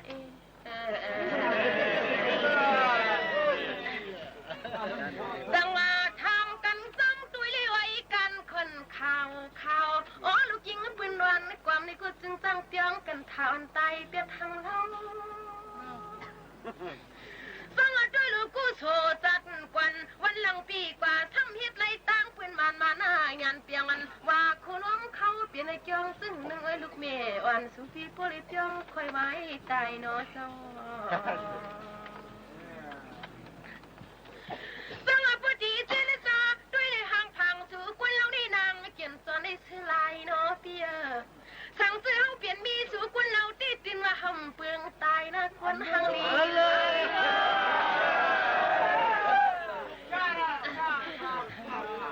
จังว่าลัดฟ้าว่าจูที่ชูจอรีมาวันคำก็หมอเก้ากุยไก่สองเตะถึกตังกันเฮือละเองนี่ด้วยลูกพี่เจ้าเศร้าสีเมืองเลยตาไทยจนวันวันความคนเล่าลิจำเป้าน้องวันปีวันทางเมื่อ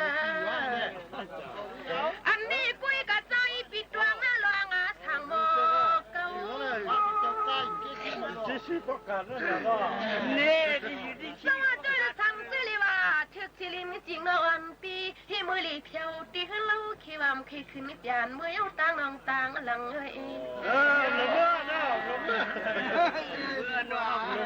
จังว่าพวกนี้พี่เจ้าเยือกสีนั่งยิงกุลีซึ่งเขาได้ตินมาหำเมื่อเย้าเห็ดทางไข่จนหุ่งลินจวนเมืองเวียนจังว่าลัดป่าว่าจูที่สุดทางตวนความสวยยุ่งสายปีสวงโลดทำต้องด้วยจนเหี่ยวเจ้ากุยกะไว้ลิชิตาปิดยองจัดคันทาชิลิยองตายสวงอันเลยมีลูกยิงเปิ่นเลี้ยงคิดมากมายยิ่งน้องทามาตังนี่ในป้อนกำชุนมวนต่อเพื่อเขาเล็กน้ำเมียงสามล้ำคำปีความกวนเพื่อกวนนาลีนะสวัสดีน้องกูกระเปื่อยอยู่ยาซื่อคือภาษาน้องเฮากูเปลี่ยนเพียงไตเนอปอกวันเท่ายิ่งน้องเท้าตอนเมืองขี่หือลอยสวัสดีลูกเบียปีกว่านะเมื่อไก่ปีไก่พ่นมาได้เลอบังพังใส่ละน้องเพียวหัดเมืองน้ำคำน้ำมั่มลอยปึงมือเลอนะสวัสดีลูกทะเลเมืองเขตทุ่งตรงจนตุกไก่ในกุศลน้องยิงเปียวกว่าเขียวมาเพียวมา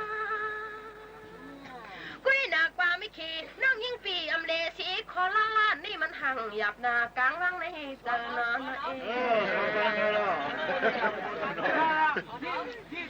สวัสดีลูกปีพักกินน้ำน้องวันปีจำใครมือชาล้อหอยลูกปีพักกินลอยน้องวันปียันชาล้อเนื้อกาใจสวัสดีน้องจีวีอย่าเปลี่ยนความไตเมื่อเข้าความปีไตเนอเลยนะสวัสดีน้องจีเปลี่ยนอย่าพาวังเปลี่ยนความไตอยู่ปวดไปเขียวไหลเธอเมื่อเข้าส่วนน้องคือหน้านี้ให้ผู้ป่วงกลางวังจุลาสังอาจำยันเวพันที่กวนด้วยรวยนอกาลอยปีปอยซาจนให้ผู้ในมือกว่าเฮ็ดตุกลิ่งลูกล้อเสื้อชอนกันก็ดีกว่าโอ้ยชูนะเอง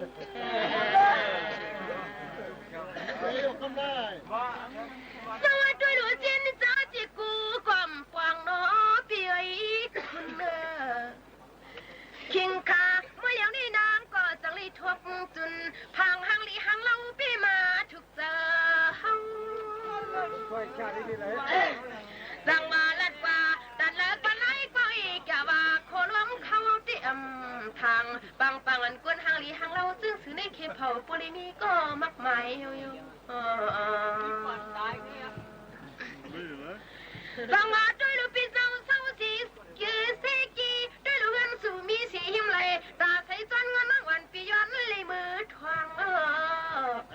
สั่งมาหน้ากันวันนวลในควงทวงมือพุกได้เลี้ยงปังนางน้องติมมือหน้าติมมือ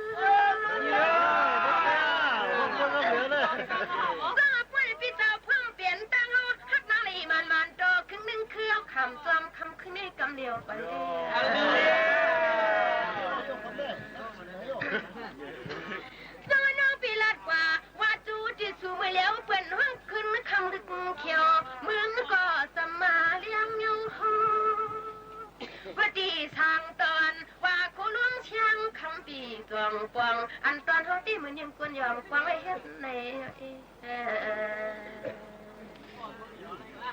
สาด้วยลุลัดกว่าดันแล้วก็ร้ายกว่าหน้าพี่ลานตาไม่มึนเธออันในขี้ปิติว่ามันเปลืองทานก็ทูนี่ด้วยรู้น้องที่คำวันตอนคืนนี้นำยองก็น้องตีอยู่จังว่าผู้ยองแทงที่มัดที่มูที่หับคู่เรียนจำพี่ลาวยังเตียงมูอยู่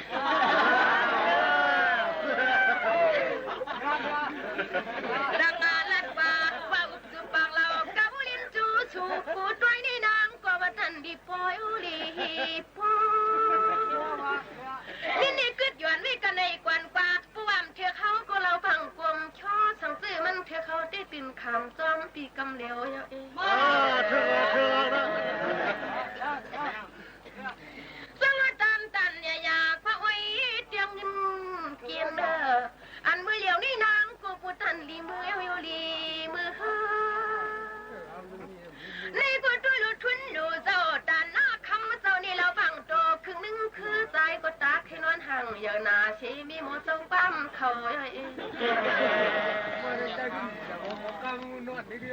สังตันอยากปักเป็นหน้าใจเงาเฮากูตีลอยนั่งวันปีย้อนนักพังล้านมือไกลเราพังซอยก็ไม่เคยทบตีเงินว่างยินปีปันไหลสังว่าปุ้ยในตอนเมืองเลี้ยงที่มันนำเปลี่ยนนันตาให้นอนก็นำมาเนี่ยตันอยาป้าอ้อยเจ้าตันน้อยออกลอยเจ้าป้อยซาออปิทุนนาลูเจ้านางก็ดันอยู่ย้อนนักพังอลานสู่ใครเอา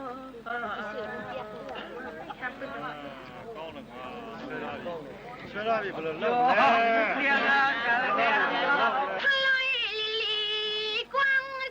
หนาใสลวงมีมุนวัดที่ใสคุณนี่มีเงาลิใสละวันพี่ทูพี่ขึ้นยินวางเมียงปันจามไม่เพียคุยกระทำกลางด้วยดิยอกุศลพรสู่เราสู่เราส่งมาพี่ที่ฮักเดอฮักอำเภออำซันไอ้นอหมอกกันปานป่าว่าโคลองเขาน้องกี่ก้อยจุลำถามต้องด้วยกันเลย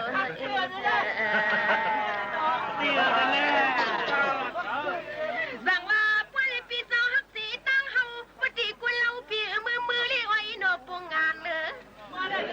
สั่งความหวานก่อนเลยตอนไข่กันใจที่นี่นะฮักเบียงสองเกาลัดนี่ใจสังว่าด้วยลุลาดกว่าว่าจู้ผู้เลยก็ร้ายกว่านั้นควังเลี้ยงกี่ป่วยซอยอันที่อ่านหักสุปีกวนแล้ว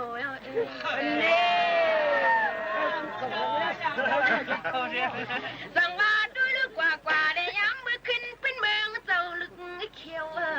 มือเหลียวที่เฮาเมืองก็สัมมาเลี้ยงวันเมตตาพี่เลี้ยงไว้ซอยกูชิงตาข่าวว่าโคลอมช่างคำบีทวมควันมาตีย่อยพุ่งวันคุณพี่ได้นาได้เนินตอนนี้กูกว่าในน้ำวันในผีลาใครเจ็ดวันหาพี่อ้อยนอบดไปเชียวไล่เธออันนี้ปักปื้อปัวสู่หาเขาได้นับเป็นตังว่างสุปีกวนใส่ดินยุบแดงกำลอยแหล่นั่นควางเลี้ยงกี่ป่วยช่วยที่เปลี่ยนซึ่งอ่านปีเจอที่บวชยิ่งเลยนะสวัสดีกุลาดีชูกุลาวดีหมอกันไอปีปุ่นไอลินตัดเลี้ยงจักเมที่หอมเปลืองมือเอาหน้าปีเปลืองมือสังว่าปีนี้ปีเสร์ตีตะกี้หักมันยาเนชีชาวันโตครึ่งนึงคือซ้ำหลัดมาปันเลยนะสังว่าตัวรวมนิ้วหมักหาจับมิ้วเจ้าเนี่ยมับหนึ่งหมักชามคันเนี่ยหันกับไว้กะล้ำมือยำตัวเดียวในกุยลวงทางคุณปีเปียงหักตังเฮาสังว่าปุ่นนาผ้าเลี้ยงปังเย้าที่ในน้อยแกลียงวันว่าโคลมเขาอยู่ซ้ำนี้ที่ตั้งมีใจจบเมียนถูสาวลำเนี่ยใช่ครับสังว่าในที่สังเปลี่ยน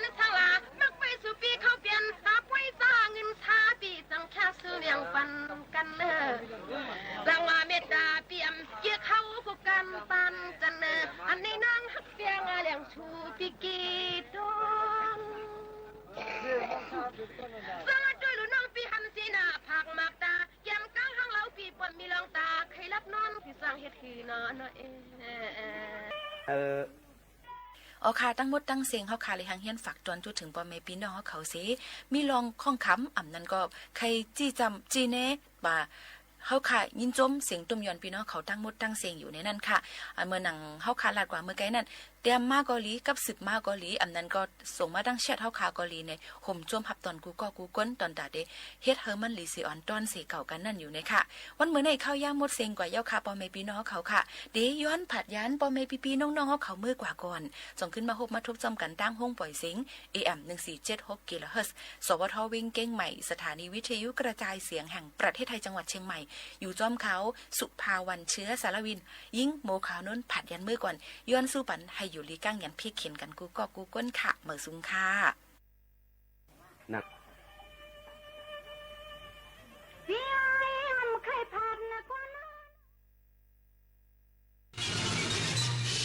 สถานีวิทยุกระจายเสียงแห่งประเทศไทยและเครือข่ายทั่วประเทศเสนอข่าวต้นชั่วโมงรู้เร็วรู้จริงเกาะติดทุกสถานการณ์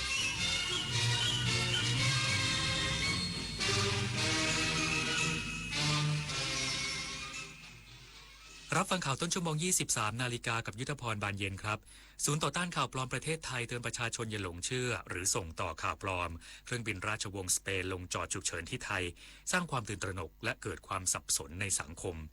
อีกสักครู่กลับมาติดตามรายละเอียดครับแสนอาลัยสมเด็จพระพันปีหลวง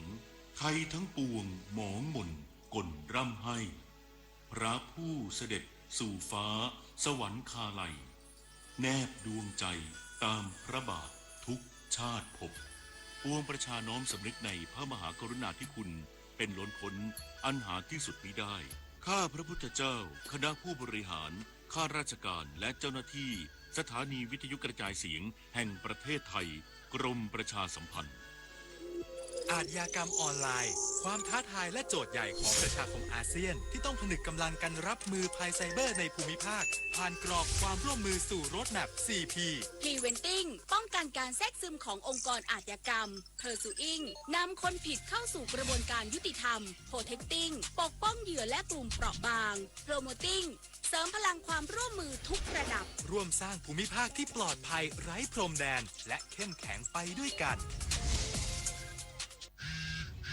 ธนาคารขอแจ้งว่าบัตรเครดิตในชื่อของท่านมียอดค้างจ่ายจำนวนมากหากไม่จ่ายจะถูกดำเนินคดีนะคะชื่อของคุณเกี่ยวข้องกับบัญชีม้าตำรวจต้องตรวจสอบเส้นทางการเงินครับคุณได้รับเงินภาษีคืนนะคะช่วยกดลิงก์ยืนยันด้วยค่ะอย่าเสียเวลาคุยอย่ากดลิงก์หรือกดติดตั้งแอปพลิเคชันที่มีการอ้างเพราะสถาบันการเงินและหน่วยงานภาครัฐไม่มีนโยบายติดต่อประชาชนทางโทรศัพท์หรือการส่งข้อความถ้าเจอแบบนี้มิจฉาชีพแน่นอนครับเยาวชนคือพลังสำคัญในการขับเคลื่อนอาเซียนไปข้างหน้าประเทศไทยพร้อมสนับสนุนเครือข่ายเยาวชนอาเซียนให้แข็งแรงเป็นมิตรและรวมพลังด้วยการสนับสนุนเครื่องมือดิจิทัลและพื้นที่ให้เยาวชนได้แสดงออกลงทุนในโครงการพัฒนาเยาวชนสนับสนุนความร่วมมือข้ามพรมแดนและส่งเสริมการเข้าถึงการศึกษาทักษะสำหรับอนาคตอย่างเท่าเทียมเยาวชนอาเซียนคือพลังสร้างอนาคตศูนย์ต่อต้านข่าวปลอมประเทศไทยเปิดเผยข่าวปลอมเครื่องบินราชวงศ์สเปนลงจอดฉุกเฉินที่ไทยได้รับความสนใจในรอบสัปดาห์เตือนประชาชนอย่าหลงเชื่อหรือส่งต่อเพราะอาจทำให้สังคมสับสนตื่นตระหนก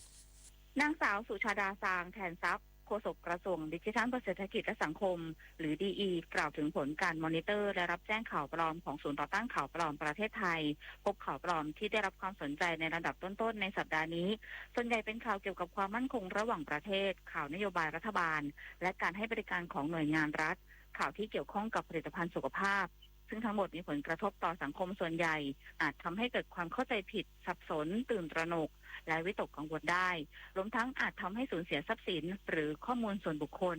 โดยข่าวที่ได้รับความสนใจจากประชาชนมากที่สุดอันดับหนึ่งเรื่องเครื่องบินราชวงศ์สเปนลงจอดฉุกเฉินที่ประเทศไทยโดยกระทรวงDEประสานหน่วยงานที่เกี่ยวข้องตรวจสอบพบว่าเป็นข้อมูลเท็จภาพดังกล่าวถูกสร้างขึ้นด้วย AI จึงขอเตือนประชาชนอย่าหลงเชื่อและไม่แชร์ต่อเพราะอาจสร้างความสับสนได้ ข่าวปลอมอันดับ 2 เรื่องกรมการท่องเที่ยวร่วมมือ 8 ประเทศจัดโครงการลุ้นเที่ยวฟรีจากการตรวจสอบกรมการท่องเที่ยวและกีฬายืนยันว่าเป็นข่าวปลอมขอให้ประชาชนระมัดระวังมิจฉาชีพหลอกลวงแอบอ้างชื่อกรมการท่องเที่ยวโฆษณาเชิญชวนให้เข้าร่วมกิจกรรมต่างๆซึ่งไม่เป็นความจริงและอย่าหลงเชื่อกดลิงก์หรือลงทะเบียนใดๆนันนภาแสนตุ้มรายงานกระทรวงพลังงานติดตามแผนการปรับปรุงโรงไฟฟ้าพลังน้ำเขื่อนสิริกิติ์เพื่อเสริมความมั่นคงการผลิตไฟฟ้าด้วยพลังงานน้ำที่มีความเสถียรเป็นพลังงานสะอาดและมีต้นทุนต่ำ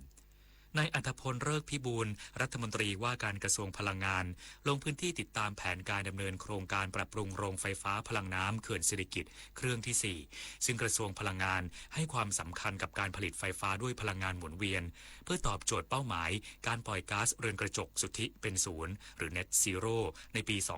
2593 ของไทยโดยโรงไฟฟ้าพลังน้ำเป็นโรงไฟฟ้าที่สามารถผลิตไฟฟ้าด้วยพลังงานหมุนเวียนที่มีความเสถียรที่สุดเป็นพลังงานสะอาดและตอบสนองความต้องการใช้ไฟฟ้าได้อย่างรวดเร็วโดยใช้เวลาไม่เกิน7นาทีอีกทั้งมีต้นทุนต่ำที่สุดปัจจุบันเครื่องกำเนิดไฟฟ้าเขื่อนสิริกิติ์เครื่องที่ 4ใช้งานมานานกว่า30ปีและครบอายุการใช้งานอุปกรณ์หลายส่วนเสื่อมสภาพจำเป็นต้องได้รับการปรับปรุงเพื่อรักษาความพร้อมและความมั่นคงในการผลิตไฟฟ้าซึ่งจะช่วยต่ออายุโรงไฟฟ้าอีก30ปีเป็นการใช้ทรัพยากรเดิมให้เกิดประโยชน์และคุ้มค่าสูงสุดใช้งบประมาณในการปรับปรุง 2,088 ล้านบาทขณะนี้อยู่ระหว่างนำเสนอขออนุมัติจากคณะรัฐมนตรีภายในปีนี้โดยคาดว่าจะสามารถเดินเครื่องจ่ายไฟฟ้าเชิงพาณิชย์ได้ในเดือนธันวาคม 2572 จังหวัดเชียงใหม่อนุมัติจ่ายเงินช่วยเหลือผู้ประสบอุทกภัยปี 2568 ทั้ง 15 อำเภอแล้วกว่า 29 ล้านบาทนายศิวกรบัวป้องรองผู้ว่าราชการจังหวัดเชียงใหม่เปิดเผยว่าคณะกรรมการให้ความช่วยเหลือผู้ประสบภัยพิบัติจังหวัดเชียงใหม่หรือกชพ.จังหวัดเชียงใหม่ได้ประชุมครั้งที่ 14/2568 เมื่อวันที่ 7 พฤศจิกายน 2568 ร่วมกับส่วนราชการและอำเภอทั้ง 15 อำเภอที่ประสบภัยพิบัติกรณีอุทกภัยที่เกิดขึ้นในปี 2568 ที่ผ่านมาโดยพิจารณาอนุมัติจ่ายเงินช่วยเหลือผู้ประสบอุทกภัยตามระเบียบกระทรวงการคลังเพิ่มเติมให้กับผู้ประสบภัยดินโคลนถล่มในพื้นที่อำเภอแม่แจ่มกรณีอุทกภัยด้านปศุสัตว์ซึ่งเกิดเหตุเมื่อวันที่ 27 สิงหาคม 2568 เป็นเงินทั้งสิ้น 83,370 บาทขณะเดียวกันได้มีการอนุมัติจ่ายเงินช่วยเหลือผู้ประสบอุทกภัยในช่วงฤดูฝนจำนวน 15 อำเภอ 2,625 ครัวเรือนละ 9,000 บาทเป็นเงินทั้งสิ้น 23,625,000 บาทจังหวัดเชียงใหม่ได้ดำเนินการจ่ายเงินช่วยเหลือผู้ประสบอุทกภัยในช่วงฤดูฝนปี 2568 ตามมติคณะรัฐมนตรีไปแล้วรวมกว่า 28,685,370 บาททั้งนี้คณะกรรมการให้ความช่วยเหลือผู้ประสบภัยพิบัติจังหวัดเชียงใหม่จะเร่งดำเนินการพิจารณาอนุมัติเงินช่วยเหลือผู้ประสบภัยพิบัติในพื้นที่อื่นๆที่คณะกรรมการระดับอำเภอได้ส่งข้อมูลหลักฐานมายังจังหวัดเชียงใหม่เพื่อบรรเทาความเดือดร้อนให้กับประชาชนโดยเร็วที่สุดคมสันต์คำวงทีมข่าวสปท.เชียงใหม่รายงานจบข่าวยุทธพรบานเย็นอ่านรับฟังข่าวครั้งต่อไปเวลา 6 นาฬิกาครับติดตามข่าวที่นำเสนอไปแล้วได้ที่ www.thainews.prd.go.th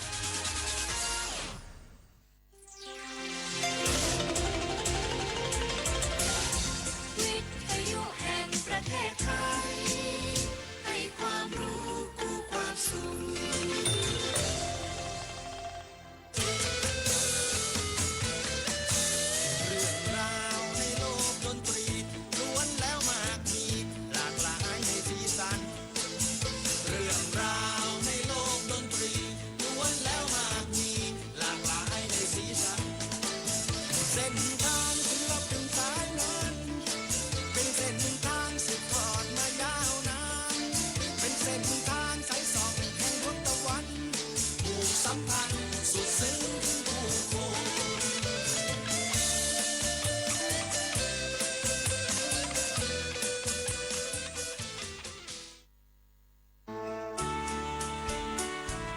ต้องขอบคุณทุกอย่างที่คุณพิญโยพูดมานะครับแล้วโดยเฉพาะพิญโยก็เป็นเพื่อนเก่าแก่มาแต่โบราณแล้วก็เป็นคนที่ยังมุ่งมั่นกับการทำกิจกรรมทางสังคมนี้ตลอดอันนี้เป็นเรื่องที่ยากมากมนุษย์เราแปลกหมกมุ่นทำมาหากินทำงานเช้ากลางวันเย็นค่ำ กินน้อยๆประหยัดทำงานก้มหน้าก้มตาไม่ห่วง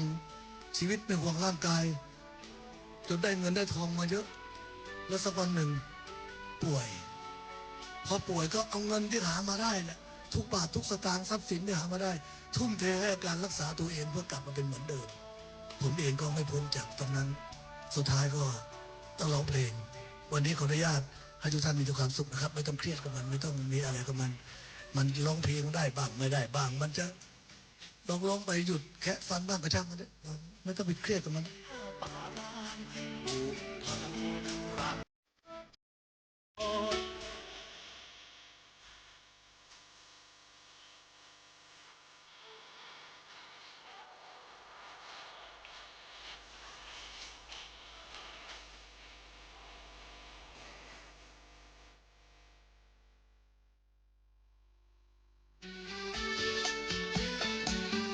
คนเพื่อชีวิตใกล้ชิดกันยิ่งขึ้นมาเป็นเพื่อนกันใน LINE Open Chat ถนนดนตรีเพียงไปที่แอปพลิเคชัน LINE เลือกหน้าหลักจากนั้นเลือกตรง Open Chat โดยค้นหาคำว่าถนนดนตรี FM 92.5 MHz แล้วกดเข้าร่วมเพียงเท่านี้ท่านจะไม่พลาดข่าวสารกิจกรรมทางดนตรีกวีศิลปะและวรรณกรรมที่น่าสนใจถนนดนตรีเรายังเป็นนักเดินทาง ค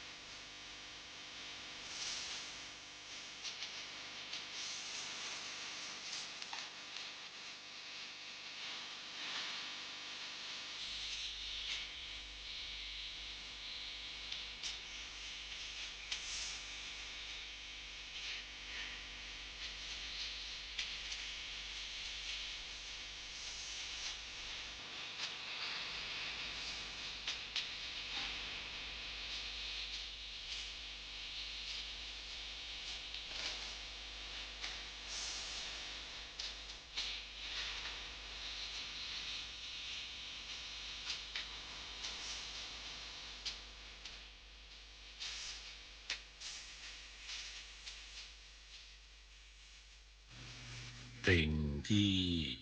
ผู้ฟังขอมาทาง0816346452จากท่าสารานครศรีธรรมราชนะครับขอบคุณสวทนครศรีธรรมราชด้วยครับก็ติดตามเรื่องพายุเรื่องฝนแล้วก็เรื่องน้ำอยู่ตลอดนะครับที่ผ่านมาก็ฝนตกแล้วน้ำปล่อยลงมาก็หลายจังหวัดตอนนี้ก็มีเรื่องชะตากรรมของน้ำแล้วก็น้ำที่ท่วมกรุงเทพก็ไม่พ้นหรอกครับเพราะว่าฝนตกลงมาแล้วน้ำท่วมขังเนี่ยก็เจอชะตากรรมกันในตอกซอกซอยที่ผ่านมารถลาลำบากเข้าออกลำบากน้ำท่วมกันไปในพื้นที่ที่เรียกว่าระบายไม่ทันหรือต่ำหรือที่ต่ำเนี่ยนะครับก็ดูแลกันนะฮะตอนนี้ก็น้ำมากันเยอะขึ้นการระบายน้ำปล่อยน้ำก็ต้องให้มันที่จะประสานนั้นให้มันสอดคล้องกันแต่ว่าหลายที่ก็รู้สึกจะแบบก็เป็นกังวลว่ามันไม่เท่ากันไม่เทียมกันอย่างเงี้ยเรามีปัญหากระทบกระทั่งกันแน่นอนนะครับธรรมชาติเราจะไปโทษใครไม่ได้หรอกครับเราก็ต้องอยู่ให้ได้กับสภาพธรรมชาตินะฮะอโหสิกรรมนะครับรักพิรักษ์อภากาศก็อยากจะเชิญมาถนนตรีไลฟ์ในปีหน้าเหมือนกันจะลองดูนะครับมีขอเพลงกันมาเรื่อยๆแล้วนะครับทาง0816346452ตอนดึกๆนะฮะเพราะว่าตอนหัวค่ำอาจจะมีกิจธุระอย่างเช่นป้าไหมบอกคุยกับน้องก่อนจะเข้ามาที่ห้องเปิดวิทยุฟังใช่ไหมครับก็ทีหลังเอาวิทยุไปให้น้องฟังด้วยนะครับก็คุยกันไปก็ฟังวิทยุกันไปเพลินๆนี่นะฮะจากขอนแก่นที่ขอมานะครับทาง0816346452นะครับโทรศัพท์ของทนดนตรี0816346452ขอโรงเรียนของหนูมาครับ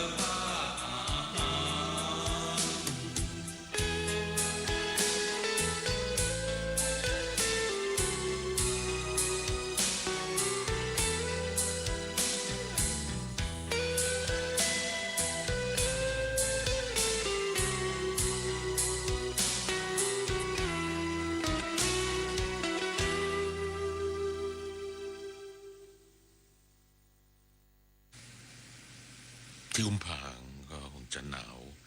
แล้วนะครับในช่วงนี้ก็อากาศได้เย็นแต่ว่าในภาคกลางนี่ก็มีเรื่องของฝนที่ตกลงมานะฮะก็ยังมีฝนกลางฤดูหนาวนี่นะครับแล้วก็ตอนนี้ก็ผจญเรื่องพายุกันอยู่เนี่ยนะครับแล้วก็เรื่องน้ำในพื้นที่ที่กำลังประสบกับเรื่องของสถานการณ์น้ำอยู่ในขณะนี้ที่ปล่อยพร่องน้ำกันลงมาจากทางภาคเหนือนะฮะน้ำเขื่อนอะไรต่างๆก็ทยอยปล่อยกันลงมาก็รักษาระดับของน้ำกันไว้นะครับแต่บางพื้นที่ก็บอกว่ามันก็ทะลักล้นเข้ามาตามถนนทางทางก็เริ่มมีน้ำที่จะท่วมขังกันแล้วนะครับการเดินทางด้วยความระมัดระวังนะครับสำหรับในช่วงเวลาของถนนดนตรีทุกคืนวันเสาร์และวันอาทิตย์กับผมพิโยรุ่งสมัยและคุณสุภเลิศธรรมดีควบคุมเสียงในคือวันนี้นะครับ0816346452หมายเลขโทรศัพท์ของถนนดนตรีนะครับ0816346452แล้วก็ทางไลน์ของถนนดนตรีที่ยังไม่ได้จัดเพลงให้มีหลายเพลงก็คงจะมอบให้ในครึ่งชั่วโมงสุดท้ายตรงนี้กันนี่ที่ขอมาในไลน์ของถนนดนตรีกับหนอนผีเสื้อหนูมิเตอร์จะมาเปิดให้กับปีที่3ของถนนดนตรีไลฟ์เลยนะครับอีกครั้งหนึ่งสำหรับปีที่3เมื่อปีแรกเคยเดินทางมาแล้วก็ครั้งนี้ใหม่ครั้งหนึ่งพร้อมแขกรับเชิญบิวกัลยาณีชมฟรีนะครับไม่เสียค่าใช้จ่ายเช่นเดิมที่ห้องออดิทอเรียมอาคารศูนย์ปฏิบัติการชั้นที่4นะครับติดต่อได้ทาง Facebook ของถนนดนตรีนะครับแล้วก็เสื้อยืดที่ทำแจกให้กับผู้ชมเข้าแต่ละครั้งนั้นก็ตอนนี้คุณประสันต์วงสว่างก็ไปออกแบบคิดแบบอยู่ที่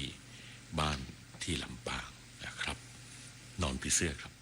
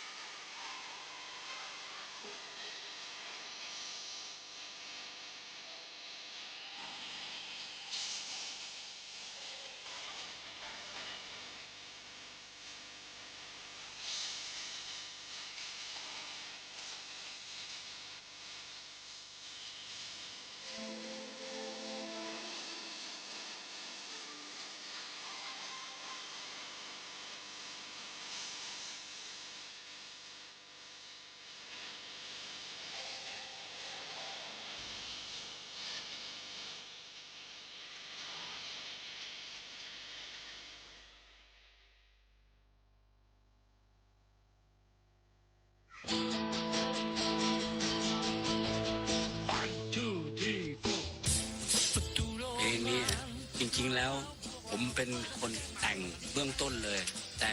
แต่งแบบมันเป็นบทประพันธ์บนกระดาษประตูโรงงานปิดแล้วพวกเราถึงคราวมองมนเป็นประมาณเนี้ยมันเป็นคาแรคเตอร์ของคนสุพรรณแล้วเขียนเพลงร้องเพลงก็จะแบบเนี้ยติดมาแล้วผมรู้สึกว่ามันซ้ำมันเก่าผมก็เลยขย่ำทิ้งใส่ถังขยะ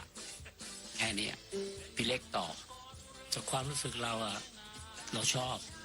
ก็เลยมันทิ้งไม่ลงไงชอบในเนื้อหามันไงแต่คิดว่าพี่แอดคงทิ้งมันแล้วล่ะเพราะอยู่ในถังขยะแล้วไม่เรียกทิ้งมันจะเรียกอะไรนะตัวผมเองถ้ายังดื้อด้านจะทำอย่างเดิมอยู่พี่แอดก็คงไม่เอาอะเพลงนี้ก็คงตัดทิ้งอยู่ดีเพราะตอนนั้นกำลังทำเพลงบาปบริสุทธิ์ไงแอดใช่เราก็ทำเพลงไปหูก็แง่วได้ยินแววได้ยินพี่ลี่กับจารนิดอันนี้ก็เป่าขุยตอนนั้นนะไปนี่ก็ทำนองนี่เราก็เนื้อหามันสะเทือนใจดีไงชอบก็เลยไปเอามาทำเพื่อให้เนื้อหามันคงอยู่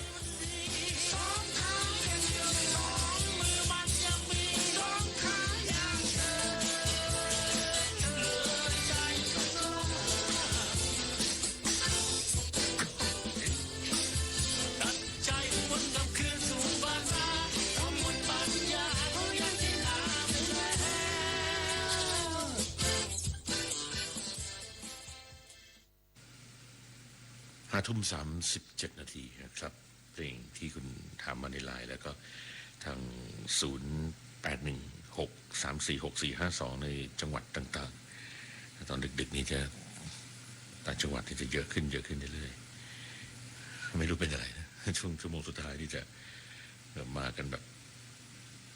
พรั่งพรูในช่วงดึกๆปกติคนต่างจังหวัดนั้นจะนอนเร็วอาจจะเป็นวันเสาร์มั้งครับหรือว่าเดี๋ยวนี้ชีวิตก็ต่างจังหวัดก็ไม่ต่างจากในเมืองนะครับก็คงคล้ายๆกันนะครับมีถนนดนตรีเป็นเพื่อนก็ต้องขอบคุณมากนะครับที่โทรมาทั้ง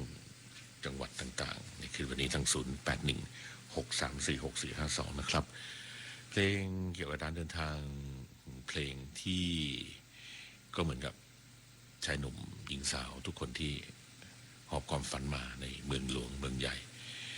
ก็สิ่งที่ได้กลับไปจะมีทั้งผิดหวังและสมหวังนะครับแต่ก็อย่าให้เส้นทางนี้หยุดฝันกันก็ต้องเดินทางกันทุกๆคนเหมือนถนนดนตรีหลังมาริวาน่าครับ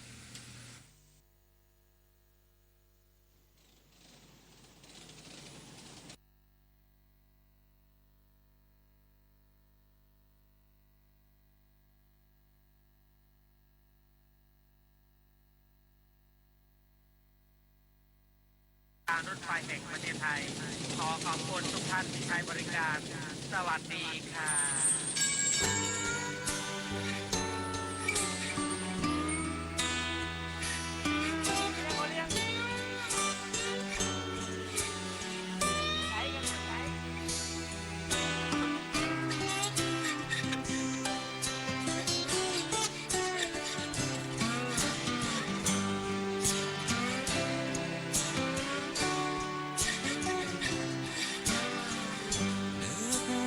วันที่ฉันย่ำเดิน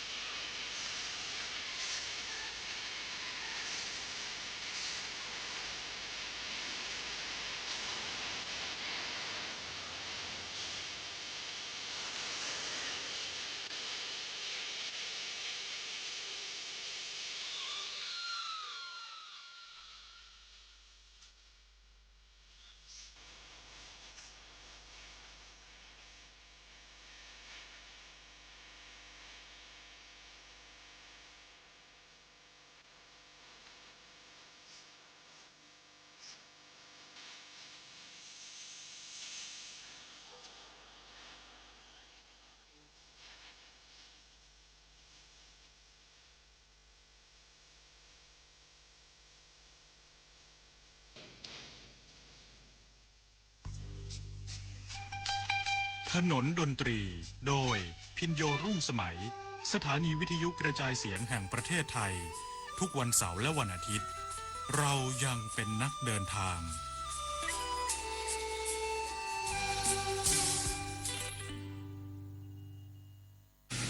เพลงที่อยู่ในไลน์แล้วก็มอบให้แล้วนะครับแล้วก็ยังมีอีก2-3 เพลงคงจะมอบให้ในช่วงท้ายพร้อมกับผู้ฟังที่โทรมาทาง 0816346452 ที่ขอเพลงขึ้นรังไว้จากนนทบุรีจะมอบให้ในช่วงท้ายนะครับขอบคุณผู้ฟังที่ติดตามถนนดนตรีกันในคืนวันเสาร์และวันอาทิตย์ 3 ทุ่มถึงเที่ยงคืนนะครับผมมีโยรุ่งสมัยพร้อมด้วยคุณสุดเพลิดธรรมฤดีก็คงเสียงในคืนวันนี้นะครับทีมงานของเราคุณคงศักดิ์เสวงคุณเมฆกันแก้วนรงศักดิ์นิยมทองดังกิจและการจนันท์วสันต์วงศ์สว่างมริภาเทียมแสนสมเกียรติแท่มณีและแอดมินช้างน้อยหัสดินเทพหัสดินนายุทธยานะครับและคุณสุภเลิศธรรมดีควบคุมเสียงในคืนวันนี้นะครับก็อีกหลายเพลงถ้ายังไม่ได้รับฟังกันก็พรุ่งนี้เดี๋ยวผมจะเลือกนำมาฝากผู้ฟังกันอีกในวันพรุ่งนี้กันต่อไปนะครับสำหรับคืนวันนี้ขอบคุณที่ติดตามถนนดนตรีเรายังเป็นนักเดินทางคืนนี้ลาตรีสวัสดิ์ครับ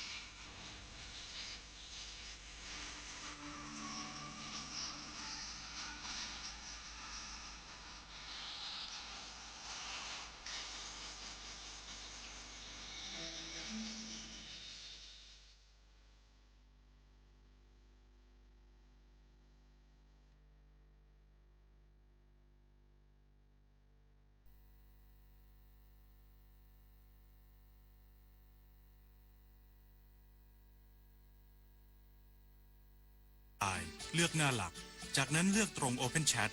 โดยค้นหาคำว่าถนนดนตรี FM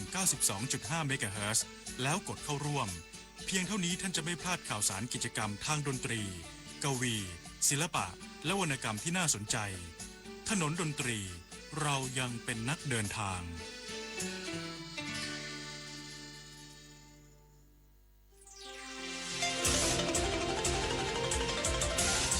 วิทยุแห่งประเทศไทยให้ความรู้คู่ความสุข ที่นี่สถานีวิทยุกระจายเสียงแห่งประเทศไทยกระจายเสียงจากอาคารถนนวิภาวดีรังสิตกรุงเทพสำหรับวันนี้ไว้แต่เพียงเท่านี้โปรดติดตามรับฟังการกระจายเสียงของทางสถานีวิทยุกระจายเสียงแห่งประเทศไทยตั้งแต่เป็นต้นไปขอความสุขมีแด่ท่านราตรีสวัสดิ์